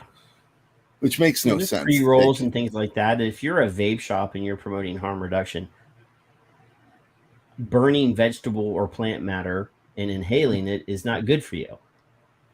Yeah. Is it as harmful as tobacco? No. But it's not good for you. You're still getting And all you of don't the see people switching from byproducts of cigarettes. combustion. You don't see people switching from cigarettes to Delta 8, pre-rolls. No, It's not. Well, It's not. I mean, it's when I not happening. smoked cigarettes, I still smoked pot. No, What? Well, all I can say is that the biggest clusterfuck of it all is that all those websites that I needed to go after and had tried to go after are gone. So I don't even have to. So the well, federal no, you don't government have to did now. it. But as long as you can, as long as Verify you can that I've prove done it. Sure. that you went to an attorney and you got, they were working on the cease and desist letters or whatever. I'm more concerned about showing up in a Google search. It's just you work your way back up to the top because there's nothing left, which is terrible. So it's really like a happy, sad kind of thing for me. I mean, the funny times that it's happened is that I had Livestrong come after me for Vape Strong. I use their same font too, so it didn't. They came after me like my first year doing vape bands, and they said that I couldn't sell a wristband with the word Vape Strong on it, and I said, I'm not selling a wristband with the word Vape Strong on it, and I just sent it back. And I never heard from them for like, that was it. 2.5 years later, I get another message that says, a wristband or a vape band cannot have Vape Strong. I was like, listen, the fact that you put the word vape band into this letter, I'm very happy. So I have. Well, I do remember an exclusive vape band that was sold at the House of Hybrids that said "Just Vape It." Actually, I found a small bag of those. Yeah, I have one over here. It's there at the other on the other desk. Some that these were the. I had a whole bunch ones. of the House of Hybrids exclusive ones. Wow. And the Chinese copied everything, but they never came up with a new phrase. I think somebody put "fuck" on a vape band, and that was only one person. Well, we just did. We just did it, but I just can't wait till the Chinese come out with like a clusterfuck vape band. I think it'd be funny. But I always wanted to try to influence them. But I mean, they even made vape bands that said yes and no on the front and the back, which was only for vapors who were eating or at a vape meet who wanted to answer a question. But they were just making anything that any saying that I came up with. It was never anything new. Wow. Did they clone Pananal? No, they didn't do that vape band. I don't think they understood what that one was all about. It's I don't know. It's coming back. Pananal's coming back, but on the cannabis industry, I'm introducing my product over there, so it's like a whole new generation. Well, you got the little vape bands for the pre-filled cartridges, right? Yeah, the little guys. They would fit Tic Tac. I was in the founders meeting. Were you in the Pananal founders meeting? Yeah, he was in the room when the word Pananal was invented. I actually found a group photo of everybody like doing YMCA, but spelling out Pananal. And singing the Gwen Stefani song, "The shit is bananas, but the shit is Pananal." Yeah, I remember that. The thing. I can remember lots of stuff that I'm surprised that I still remember. Well, if it doesn't work out, I've always said I'll sell it to the porn industry. I own Pananal.com, so I think that its value is only in jest right now. But yeah, you'll sell it, but you'll demand that they give you a lifetime membership so that you can so I can keep my arms in strong. You can get your fill. Man, crazy. So I'm super excited, and when you sent me the picture, you're like, "Don't show this to anybody." I did. Well, I don't. You never know. Next thing you know, it's on Twitter. I said that. When that's why I said came up with the idea. I just said, I'm thinking maybe I should create this vape band called hashtag. The next thing you know, I'm on Twitter. But I did send it to Kevin because obviously And I said, Kevin, do not share this anywhere. Nope. Listen, if you feel that it needs to be shared so that more people see it and come to do it. But we will share it like I'm not very good at that. We'll share it like on Wednesday. Underneath Judy's tweet, of course. We'll do an announcement, yes, and obviously or over it. Actually, over it. We'll retweet. Do a countdown to your show with the picture. We got to do it up a little bit. We got to build a little hype, but you don't want to do it too early because people will lose interest. A moving picture of the vape bands. I need a green screen version of just one vape band, so then I can make it a spinner. You could spin it with her audio. I'm going to put it over her picture. I'll put it on the video. You take the vape band and you put it on an ice cube and you spin the ice cube. There you go. So you can I can actually spin anything on video, dude. You can? I got all sorts of creative shit on my computer. My wife said to me last night, "Can you make a certificate for me to give?" Because they're doing the Nurses Association that she's a member of it, are doing a costume competition at Zumba tomorrow. And she says, "Can you make me a certificate for best costume?" And I was like, "Can I make you a certificate? What's in it for me?" No. She said, "I will let you sleep in the bed." Yes, I was like, dear, okay. You're right. I'm sorry.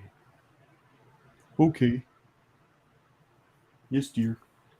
But so we got that ahead of us. That's going to be awesome. I'm excited. Mm-hmm. I'm super excited. It's a good thing. But yes, if these sell, then we'll have to talk Andrew into making wristbands that say #clusterfuck. Yeah. That glow. Well, yeah. That's awesome. Is there any harmful chemicals in the glow-in-the-dark material? It's all FDA approved at this point, if that even matters anymore. Well, that doesn't mean shit. No, it's not harmful. If they say like it's not. It won't make Tic Tac sterile or anything, will it? Or smaller. Just keep it on your mods. It needs to be smaller. Protect your tanks only. Sweet. He's not even here, and we're dogging on him. He's gonna watch the replay. He's going, "Man, fuck you guys." That's right. Geekheads. Man. You'll be all right. BloombergBucks.org. Now, it's not Bloomberg Bucks. It's Bastard Bloomberg. says that we should make a #boil the frog. There you go. I didn't see that. That's rude. That's rude, Bastard. That's good. I didn't even get that. That's what that was. In the pan behind. Yeah, Kevin? I didn't notice it was a pan. I thought it was just a frog bowl. And I did notice that the frog's kind of changing colors. It's almost red. Well, the water hasn't even heated up yet. Yeah, it's heated up a little bit. He's watching him change color like a lobster. No frog has been harmed in this video. How dare you, Kevin? Maybe in the pan, but not in the video. How dare you victimize poor Froggy? I didn't put the damn frog in the pan. I don't know what the hell's going on. I just put the picture up. I don't know shit. You're promoting harm of frogs. Yeah, well. Jeffrey's promoting the rally at the Parliament Square, so there you go. We did, and he said that he did send a private message out to all of the Twitter, the other Americas, to see if anybody would be interested in participating in a panel show during the scope where we could talk to our the other American advocates that are not North American. We talk to the North American people all the time. Mm-hmm. There you go. We need to recruit our Latino brothers and sisters that vape. Everybody, everywhere. Broad says he needs to get a clusterfuck for my FU mech mod. There's an FU mech mod? Mhm. I need to start looking through all of my old stuff and seeing what I need and what I don't I need. just did that. I actually just moved into this new office in my house, and I just went through all of my HOH stuff. I have 15 Provaris that have never been touched. Well, you can box those up and send them to me. I did box them up, but then I put a label I will on protect them. them for you. I put a phone number. I put a phone number on them with a $sign. It says call this person, like, because my wife will just trash it all. She doesn't know what it is, you know. I don't even want to start. I don't even Dude, know what they're worth anymore. I think I got like 30 of the House of Hybrid boxes behind me in that cabinet. And they're all like near and dear to my heart. So it's like, I don't ever use these things, but I'm not going to get rid of them. But if something happens to you, she will. I have like ZNA mods that have never had a battery in them. I have the Art Deco like steel one. I have, like limited edition ones that I'm like CNA light. You're partial to them. I'm just CNA blemish ones that had no I have blems. I have those I've actually used, but some I of these can't even find the blems. It was like Provari had blems. Like there was what blem? You know what I mean? I mean what the blems were. I have a blue blem that actually has like a chip on the thing, and you can actually see the chip on the blue coating, but it still worked. That's all that mattered. Is it a replaceable part? No, it's actually on the blue coating. On the mod itself. It's on the Zen coat. Okay. But it still works. So what the hell do I care? I used to go into the makes it unique. The House of Hybrids group, and when people would list stuff, I would just buy it. Just because, Yeah, well, I put all this stuff away, and I designated one person that I know in the industry that, it'll either end up with. I need to find somebody that's got the actual the hardware to upgrade the old Provaris that don't have the USB plugs. What Provari? The old Provaris, you could update the firmware. Oh, right. You had to have a special thing that went into the tube to update the chips. I don't have one of those. Now the P3s and the radiuses, and if you can find a Procyon, that's one that I really would like to have. Is the bigger Procyon. Those had USB ports that you could update the firmware. But the problem is when Provari went out of business, they took down the tech site. So there are people that actually have it that you can do it, but it used to be real simple. You just plug it in and go to the website and it would do it. But now you got to go somewhere else. There's a couple people that were like authorized dealers or whatever, mechanics. And I guess, the people that could service them for you. There's still a couple of those people out that are servicing those, but I mean, not to sound like a grumpy old man telling the kids to get off their yard, but those devices, I mean, I never had a single problem, a single problem with any of my Provaris. Never. I mean, I have, Provari Plus, the 2.5. I mean, obviously they're in voltage, but you can do the math in your head. Oh yeah. And even if you don't try to convert it to wattage, you just start at the low setting and work your way up till you're happy with how much power you're using. And that's how we used to do it back in old timey days. Yeah. The old timey days, though, you did have the ability, like for, to blow it, to kill your coil, because you were using like dual, you couldn't use a dual coil cartomizer on a Provari unless, you put it at the right setting. Right. and it was upgraded. You know, there were certain things you could and couldn't do. But that was back when low resistance was 1.8 ohms. I mean, yeah. Now low resistance is like, you know, in a mouth to lung, it could be at 0.5. Well, yeah, and I'm at 0.4 vaping mouth to lung. If I rebuild, so I have a rebuildable in my billet box, and it's at 0.75 right now, and that's for it's set up as a mouth to lung, but it's at 15 watts. It's just, you know, changes in the way shit works. Raj is sharing pictures with me. I just got an alert. It says Raj is sharing pictures with you.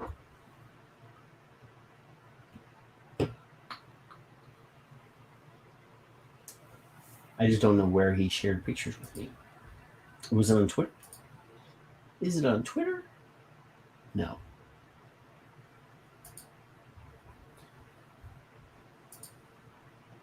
Here, he sent it on Twitter. Oh, he sent me a picture of the Fuhattan. Remember the Manhattan mod? I know what that is now. Americlone Technologies, the Fuhattan. You need to clean that shit, Raj. My sucker's tarnished as all shit. Look at that. That is not what a copper mod is supposed to look like.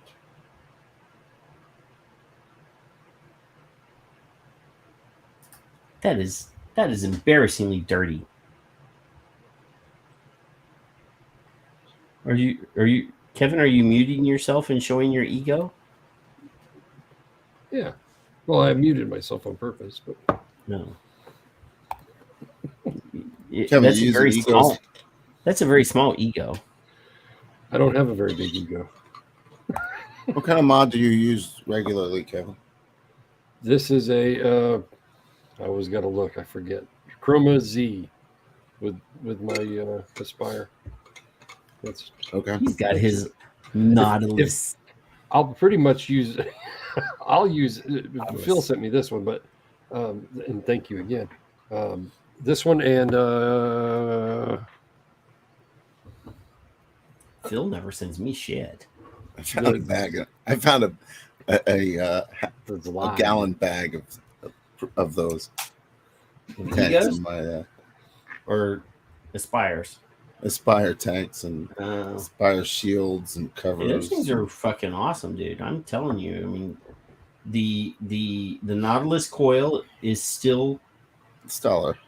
Still amazing. And I do have to admit, very hard for me to admit this, but the Z coil is like almost killing. It is really good. I've been depending using on which Z-coil one you for the get, last, and yes, but I've been using the 0.8s. The 0.8 rock. And let me tell you, that coil can go weeks with flavor just spot on every day. And I use. I hate to say it, but it does work well. Why would you? I use the Zenith tanks. Why? Because I was really against Anakin for the longest period of time, and maybe because they created a vape band and put it in every box, and you know, never called me to have that done. So you know, when the Z coils came out, I was like, "Fuck, I'm not trying that." And Andrew Osborne from upstate in Buffalo contacted me and he said, "I know you won't do it." Did Andrew close his store? Yeah, or was that like he's closing it tomorrow. Yeah, so he said, "I know you won't buy from Anakin Direct, but I will send you this, so you'll buy from me on a regular basis." And he got me as a customer. You know, no, I mean, it's so good. I did say that Dimitri was a chucklehead. I did say that. You did. You have. But him and Phil have done an amazing job. Dimitri's a customer, so now I feel okay to be vaping his coils, you know. Yeah. But I just had a hard time putting any money even though it's just one old vapor, you know, it's me buying $30 worth of coils or something. It still was bothering me. Yeah. I just love because the I fact have an envelope full of vape pens that I did buy off their website that I've never everything opened. that they make uses the same size coil. Yeah. You know, I Smart. just love, you know, the fact that they It's easy. put a lot of thought into developing a damn good coil, and you don't have to buy 1,500 different kinds of coils. Yeah. No, and you For can buy all of something their- from them, and the coils that you have at home are still going to work in it. Yeah. You know, buying something new. It's backwards and forwards, you know, like you can use the original 0.8 coils, or you can get the new the 1.0s or the 0.4s or whatever, the ones that are stainless or the ones that are Canthal or the one, you know, and they all there. I did buy I think the 0.5s. I bought a couple boxes of those, and they were not good for me. They might be fine for everybody else, but by and large, I believe the 0.8, which was just, I think, the original one that they did, is still probably one of their highest selling coils. I could be wrong, but they are superior. I mean, they are on par with the Nautilus 0.7s, 0.75s, or whatever. They do a great job, and they hold up depending on what you're putting in them. I mean, obviously, if you put you know, something with a whole bunch of sucralose in it, it's not going to last very long. But my tobaccos last for a long time. Oh, but tobaccos go for like 4 weeks, 5 weeks, 6 weeks. I didn't take one out for a long time. I wasn't even sure what I was vaping, but it still tasted fine. You know, from the side angle, the holes don't change to like don't get dark. You don't see it. No. It's the top, just like a BBC. You would see the top gets sort of charred in the grill A little bit. And I'm cheap when it comes to coils because it's not even cheap. I'm so lazy. I know it only takes me 3 minutes to change a coil, wipe Well, the those thing out, did clean not it, even put it 3 back together, minutes. and fill it. It's nothing. But I'll sit here with my Chroma Z, and I'll be like, I'll pick up something else and fill it, and this will sit here for weeks before I go and change that coil out. I don't know why. It just I have just lazy, really lazy. I have an anise absinthe berry flavor that I vape with like WS-23 in it, and it's that shit is awful. This is not for me. I bought for a friend of mine. So that is awful. And I know Murdoch and I know Watch, and that stuff is still awful. I didn't can't like vape it in the day. I can't vape it, but this guy I know likes it, so I got it for him as a gift. I did not like that in the day, but shit, it's a number. They're out of the vape. The company that makes the liquid is out of Michigan, I think. No, they're out of Minnesota. And they had a liquid called Blackbird, and it's a blackberry absinthe WS-23. You know, not menthol, but cool. And I had Leanna not copy it, but I gave her the flavor profile, and she made her own version of it, and she nailed it. Well, it doesn't taste exactly the same, but I like hers better. Okay. And I use that all the time. I put some of that in the Chroma Z, and I put it on the desk, and it sat there for like 2 months. And every once in a while, I just take a hit or two and put it down, and the coil lasted forever. Now this liquid is virtually, I mean, it's clean. It's you know, I made my own version of it, and this is from September of 2020. And oh, you can't see it because it's green. Let me take my green screen off for a second.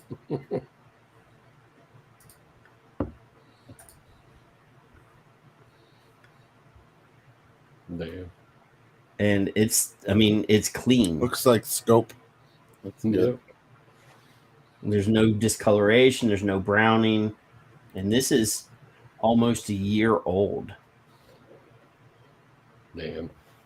Now the absinthe flavoring, we didn't add the coloring. The absinthe flavoring from Decadent Vapor is this color. They claim that it is an actual extraction from absinthe. Damn. That they actually make the flavor out of actual absinthe. I love how your bookshelf is so much nicer with the green screen. It's like totally different. Really? My bookshelf changes? It seems like it does. Like there's one part of it that changes.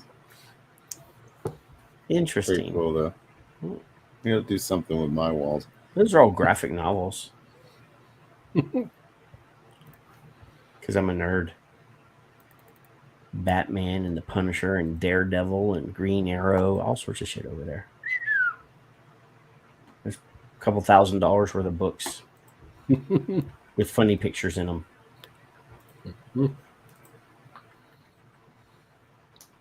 Yes, absinthe, but from the TFA absinthe is clear and it's awful. The Decadent Vapor one is by far the best absinthe flavor on the market. But you do have to import it from the UK. Mm-hmm. Nothing wrong with that. No. And it's not something I vape every day, but it's like a palate cleanser. It's something that I like to have around, and every once in a while I'll get in a kick and vape a whole tank of it, but yep, it's good stuff. Mike Morgan had a really good black licorice too. Yeah, I think I tried it back in the day when you could actually taste other people's vapes. I always liked other people's flavors, like whatever they were vaping. They give you a try, put your drip tip on or whatever. Yeah. Like I'm just. And I always liked it, but then I would get it, and then it wouldn't be the same. It didn't taste the same in my tank like it did in somebody else's. Mm-hmm. Could never dial in the flavor the right way. And Richard verifies that the Decadent Vapor one is actually made from real extract.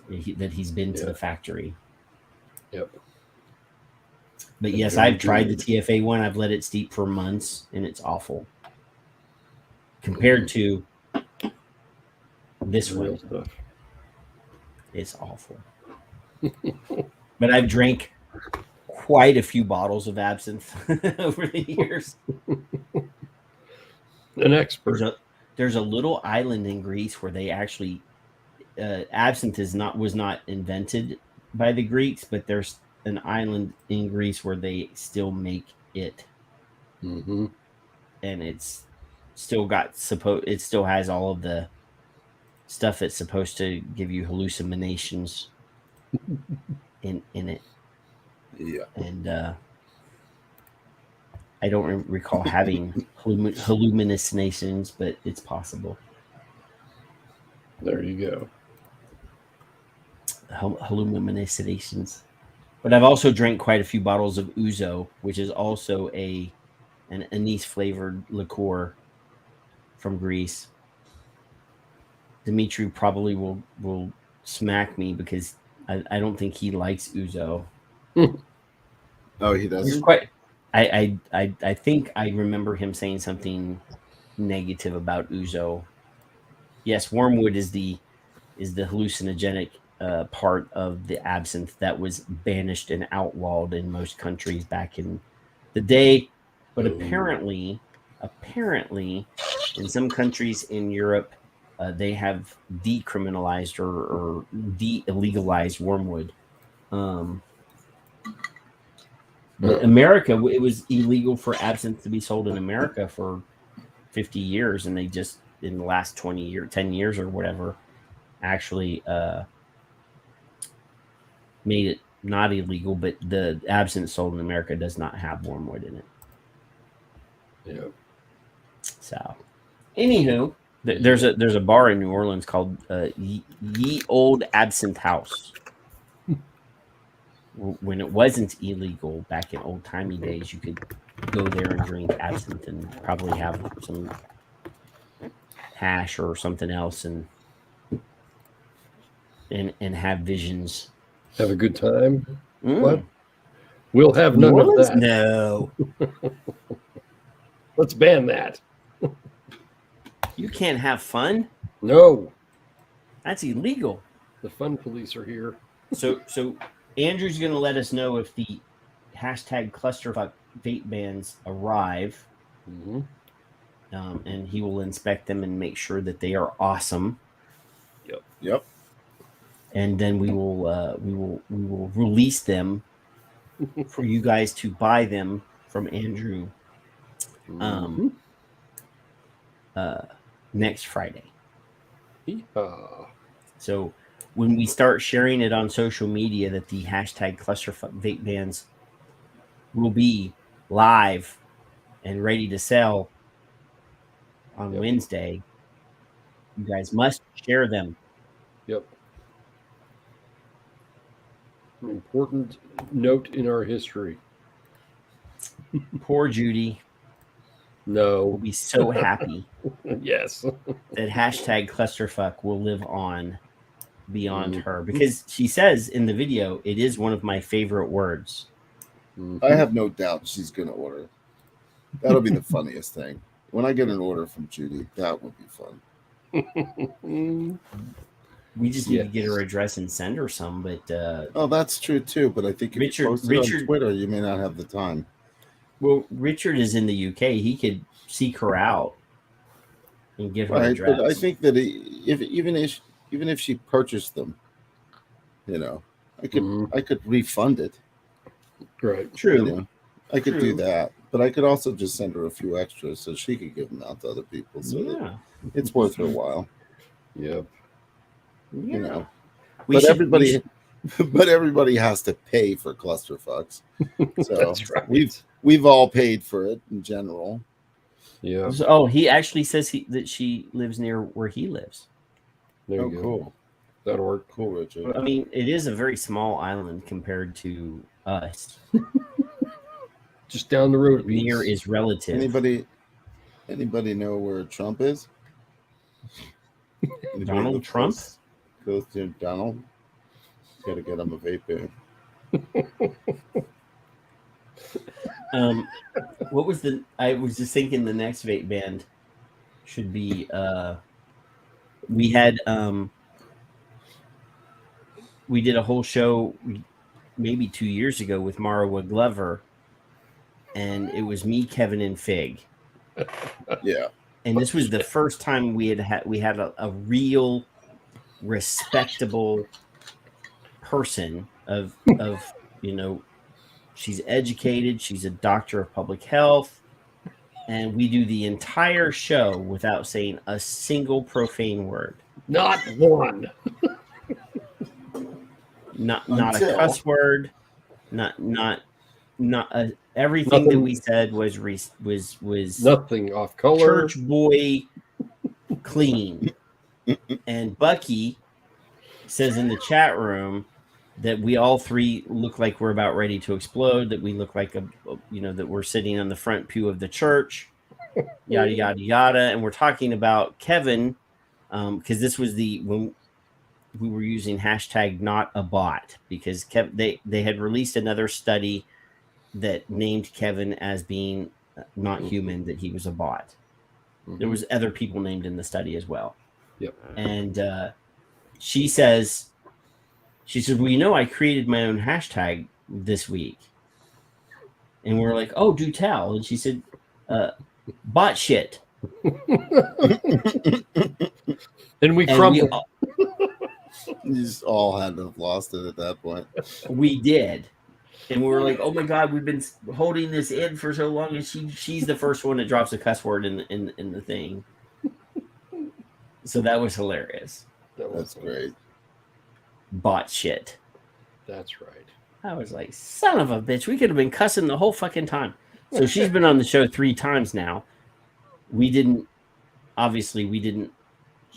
cussed in the other 2. Yeah. We did. Yeah, you didn't create a video you didn't reproduce a video of her saying it 4 times. I actually could, though. I have the materials. But it was just the fact that we had held in so long That's the all of the cussing. The Max Headroom bot shit. You held it. You held your shit. Yeah, we did. And then she drops bot shit on us, and we're like, motherfucker, we could have been fucking cussing all the fucking words, and she proved herself as human. I was like, oh, we love you now because we know that you can, that you're intelligent, because I saw a study that proved that people that use foul language are the most intelligent. Yeah, 100% agree. So that if that's a measure, if that's how you measure intelligence, then Kevin and I are geniuses. Well, pretty near.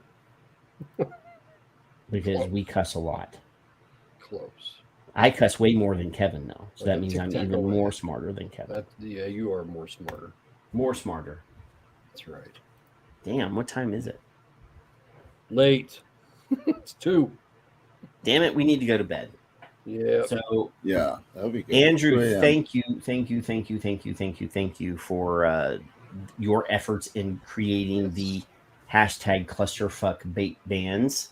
You're welcome. And participating in our nonsense. That was a fun night because Kevin, were you here that night? For what? For the clusterfuck? Yeah. Yeah. Yeah. Yeah. Why did I think that Paul was on that show? I don't know. But I got a little fun while we were jibber jabbering about Amanda's performance at the conference, and then Judy's answer or question during the Q&A, and I was like, oh, let's make this video. It was a organic event on the fly. We had not, there was no pre-planning to that. I made the video live while we were on the show, and it was perfect. We don't always the first time I've ever put a curse word on a band. So to me, it's like it was historic. It's epic. There we go. That's right. Oh yes, inspiration. Kevin, can you cut and paste that link that Richard is sharing? Dr. Glover's new course, which she will be dealing. That squirrel thing she's doing. She's doing, I think, a show every day during the event too, promoting her new program, Squirrel, which I think is I don't know the specifics, but I think it was what she was talking about when she's on the show about doing an educational program, but gamifying it. I didn't realize that gamify was a word. Hey, but I put it in the private chat, and it's a link now. We couldn't do that. Yes, you can do that, but I can't do it. I can't do that from the. I didn't know that. Yeah. Yeah, you can't do it from their comments. Yeah. Oh wow! So it actually shows up in the chat within nice application. Yeah. So the Squirrel. I don't have. Way to go, StreamYard. So it is an online smoking cessation course. www.squirrel.net. Supporting quitting, understanding the theory of addiction, and increasing knowledge of replacements and remedies. An online course. And obviously she's going to be going through this during her event at Scope, but y'all can go ahead and start glancing at it in advance. And I really do hope that those of you that have time will be able to participate in not just our part of the show in prime time, but if you're out of work or off on your lunch break, while you're working during the week, while you're chewing on your lunch in the break room, you could be participating in watching CAFRA during the day, because that will be the prime time evening slots in different countries all over the world. And we need to show our solidarity with our vaping brothers and sisters in other countries. Now, some of those events will be in the native language, and if you don't speak, the Malaysian language, or if you don't speak Thai or whatever, obviously you can't participate. But a lot of them are doing their shows in English so that more people understand what they're saying. Or they're doing 2 shows, one in their native language and then one in English. Because it's important that we stand together on this. And if only, if Kaffer goes through all this trouble and only 5 people watch, it's going to be embarrassing. I mean, our footprint. I mean, we had like 40 or 50 people in here tonight at the highest amount of people in the rooms. Our show, we get anywhere between 1 and 10,000 people, depending on what the topic is and what the guest is on the podcast. We don't have that liberty during this scope thing. It needs to be massive numbers of people paying attention to Kafra's Facebook page and Kafra's YouTube channel. That's the 2 places it'll be. Otherwise, they're putting all this effort in for nothing. Mm-hmm. So go ahead and share that squirrel program out. Start looking at it, and then when Marwa does the show, go and watch the show. Give her a little bit of attention, participate in the conversation, and promote the efforts of these people that are just trying to protect this product that you claim saved your life. I mean, Andrew, vaping saved my life was a very big hashtag for a long time. But sharing a hashtag, which is great, don't get me wrong, but if that's the only thing you're doing, is this really a valuable thing to you? Did it really save your life? Because if it did, you would think that you would fight for it. Take it. Or you don't value your life, one of the two. Vaping can't be important to you if you're not willing to fight for it. Share. Participate. Something. Even if you're retweeting. One last thing before we say goodnight, Kevin. I did see somebody on Twitter, and they tagged me in it, and they tagged Grim Green in it, and they tagged a bunch of other people in it. Was a petition. Now, and Jim McDonald, again, sometimes I just want to wring his neck. Like he goes in and he demeans it. He's like, well, this is a fucking stupid petition. It's not going to do anything. You know what? They're doing something. It did something.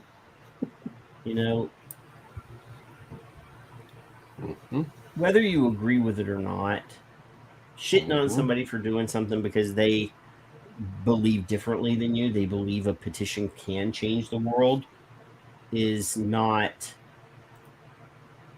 cool. Mallory's the one that tagged me in it. That's right. I mean, have we done hundreds of petitions over the years? Yes. Has any of them done anything? No. Doesn't matter. Do we poo-poo on people for creating it or for sharing it? No. Obviously, if it's a poorly worded deal and it looks like a fucking 3-year-old did it, which this one doesn't, but there was one. There have been a few, yes. Awful grammar. It was confusing. It was poorly written. Capitalizations and wrong information. It was like, fuck the FDA. Then Bad obviously links. That one, don't pay any attention to that one. Right. But no, and this is not even on change.org or whitehouse.gov, which are the only 2 places that you're actually going to affect change. Right. The whitehouse.gov has a threshold. If you get a certain number of signatures, then they are required to spend a certain amount of effort on the topic. Whether it changes anything or not, they're required to. Change.org is a very powerful platform, and they have done stuff in other areas with their petitions. Right. But, shitting on people because they do something that you don't believe has any value, that's just asinine. That's just like saying I'm the only one that can solve this problem, and my way is the only way, which makes you sound like the fucking FDA. Yeah. If it's an effort and it inspires you to do better, do that. If you don't agree with what somebody else is doing, Just Don't ignore agree. it. Find something better and do that. But don't waste your time and effort shitting on the people that are trying to fight for the same thing as you, but in a different way. Yeah. So, I saw that and I was just like, do I want to butt into this conversation? Do I want to point out all the times that Jim McDonald has done something stupid? Because I could spend some time on that. I hope you Or don't do I join want to me. do something positive and do something else? I've been told I was over the top, and to that person I say, fuck off. Still, Some whatever. people have a I'm better than you mentality, or I'm better than you feel, and that's one of the things that I get from some of the people. And Jim is one of those people. Jim comes across as like he's superior, like I'm better than you. And sometimes when he tweets, that's what it sounds like. Whether he intends it to or not, that's what it comes across as. Yeah. And when you're talking to our enemy, that's fine. But when you're talking to other people that are on your side, yeah, it's not. It's not. Well, we've had this culture of, well, hey, don't do that. We don't want to talk about that, and don't do this. And well, tell me to do it a different way. How else can I get it out? Because I've literally from day one gone, well, I don't really care what anybody else thinks. I'm going to tweet what I tweet and fuck off. Why are you focusing so much energy and time on what I'm doing instead of doing something yourself? Exactly. Within reason, and I don't cuss and I don't tell Glance to go fuck himself. Hey, nobody jumps on Twitter and says how stupid our show is anymore, Kevin. Because I fucking told them. You don't like my show? Do your own fucking show and leave me alone. Hey, Chris, it's but if you don't like the way Andrew is making his vape ban, do it better. Competition is good. But I don't like shit on Andrew. I don't like the fact that Chris Louch just showed up in our chat room. If you don't like this show, go do a better one. With your silly hashtag Unity Matters. His trolling ass. Fucking lurker. Nah, I'm just joking. I'll let it rest. Lurker. I don't understand beating the crap out of each other when we all have a. What did you tell us a while back? Demetrius said something like if we agree 70% of the time or something. No, if we agree, there's the 70-30 rule. If we agree 70% of the time, then we can work together 70% of the time. There you go. That's good enough. Lurkers matter. Sort of. It's okay. Everything's fine. Relax. Calm down. So next Friday, like I said, get your Visa card, your MasterCard, your PayPal, or whatever ready, because the hashtag clusterfuck vape bans will be available, and they glow in the dark. Damn it. And if you get the 24 milli, it might not cut your blood supply off at night when you want to see yourself in the dark. Paul, that's for you. Now, hey, Andrew. Yep. I think you should go after this company that I keep seeing advertised on my fucking Facebook. They're making rubber wedding bands that look exactly like vape bands. Listen, I have no doubt that I had an influence on any silicone ring since because I wear vape bands on my finger sometimes. Not permanently, but like if I'm cleaning my tank, I might put it on my finger while I'm cleaning my tank or whatever. Yeah. And they fit. Yeah, well, they're 22 millimeter. What size your ring? Probably 22, 21. There you go. That's the first thing I do when I come home is I don't have to prove I'm married, so I take my rings off when I come home. I used my finger as the mold for the first vape pen. Just kidding. They did fit. They fit. I wore them on my fingers. They fit my ring. That's not what you measured. No, that's true. Yeah. Okay. Shut the door, honey. I'm busy. It's 2 a.m. Funny. All right, guys. Chris is still sitting there defending himself. I know. I I said I was here love the whole him. time. I swear. I said I'm just joking with Lurkers you. matter, sort of. Yeah, that was a while ago. That was a while ago. But yeah, we're going to bed. We're going to Good bed. night. So, Andrew, do you have anything? Do you have anything you want to say before you say goodnight? No, just good night, everybody, and have a great Good week. night, everybody. Just crash my website next week. That's what I expect. Yes, that would be awesome. It's And like an you know, old there school, will be. It's an old school kind of go live. We used to do this when back in the day. You know, you wanted to get a Darwin, you had to wait till 12 midnight when they went on sale, and you didn't get one, or you did. You know. Yeah. I did. You know, here before we go. So, I was just looking at what my bookmarks are. Yeah.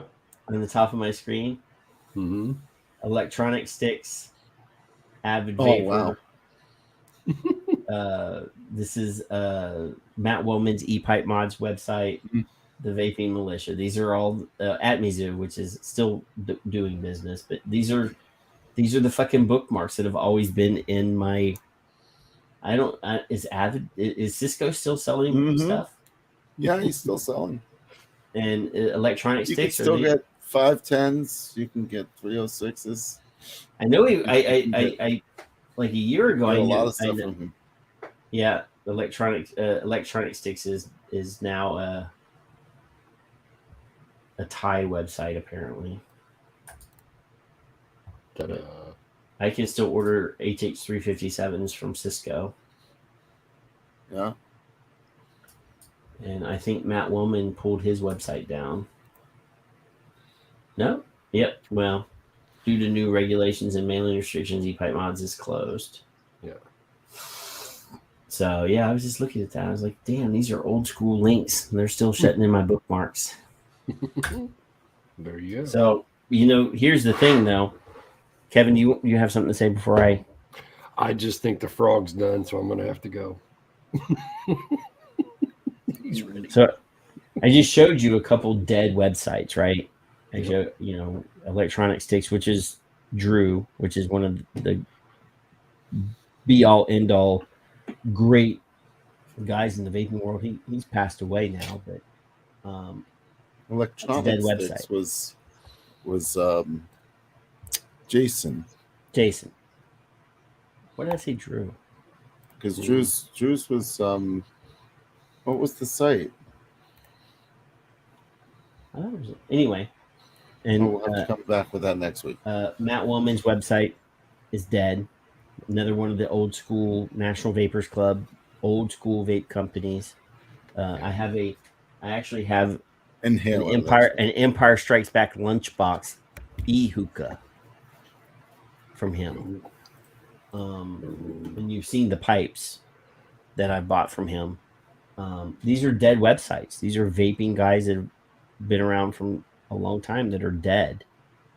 There are more and more e-liquid and vaping companies closing their shit because they got MDO'd and they don't have enough money to file a big lawsuit, or they don't have enough money to actually complete their PMTAs anyway. I mean, there's still, you do realize that even most of the PMTAs that were MDO'd for one thing, they were still incomplete. They didn't have their HPHCs added. They were, you know, hoping to be able to add that information at a later date. There's a lot of people that even if some of these companies win their suits, it doesn't change the fact that their stuff is not going to be on the market anymore. And it's sad. It's sad that these products that have saved many people's lives will not be available. These are people that open small businesses just to help people quit smoking. And they're going by the wayside.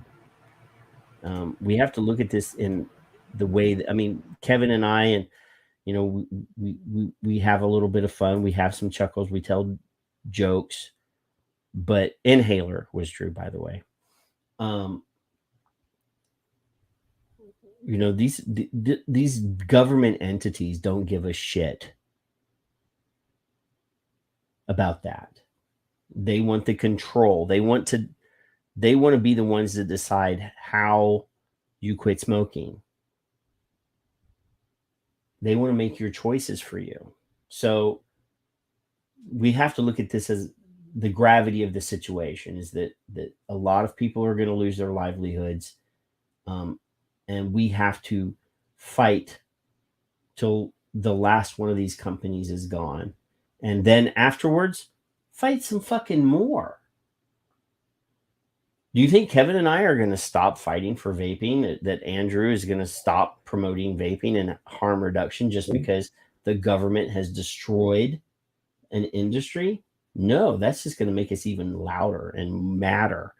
Do you think Troop, who got MDO'd, is going to stop promoting and fighting for harm reduction because his livelihood is gone? I hope not. I hope he's willing to keep fighting even after they fuck him over. Otherwise, you're letting them fuck you for free. If you're willing to lay down and show your belly, you deserve what you get. We're fighting. We're not quitting. So I love you guys. Sometimes it doesn't seem that, but I do. Enjoy your weekend, have some barbecue, do all the things, the family time, the trick or treat, all the stuff. I don't know what they're doing where you guys are, but enjoy your Halloween. Because you know what? This shit's not going to go anywhere. This fight is still going to be here. And we're going to still be here fighting and getting our knuckles bloody. So y'all have a great one. We'll see you in 7 days, if not sooner. You never know. I might just pop in. I got new webcam. I look prettier. That was a joke. And we'll see. My pretty. And again, thank you, Andrew, for your efforts to make really cool vape bands for us. Yep. And you know what? I'm gonna use. I opened the show with Mitch. Which one of these short videos do I want to use for the way out? Maybe I'll use Homo Cuomo. No. He's So such a be twerp. good. Bye. See ya.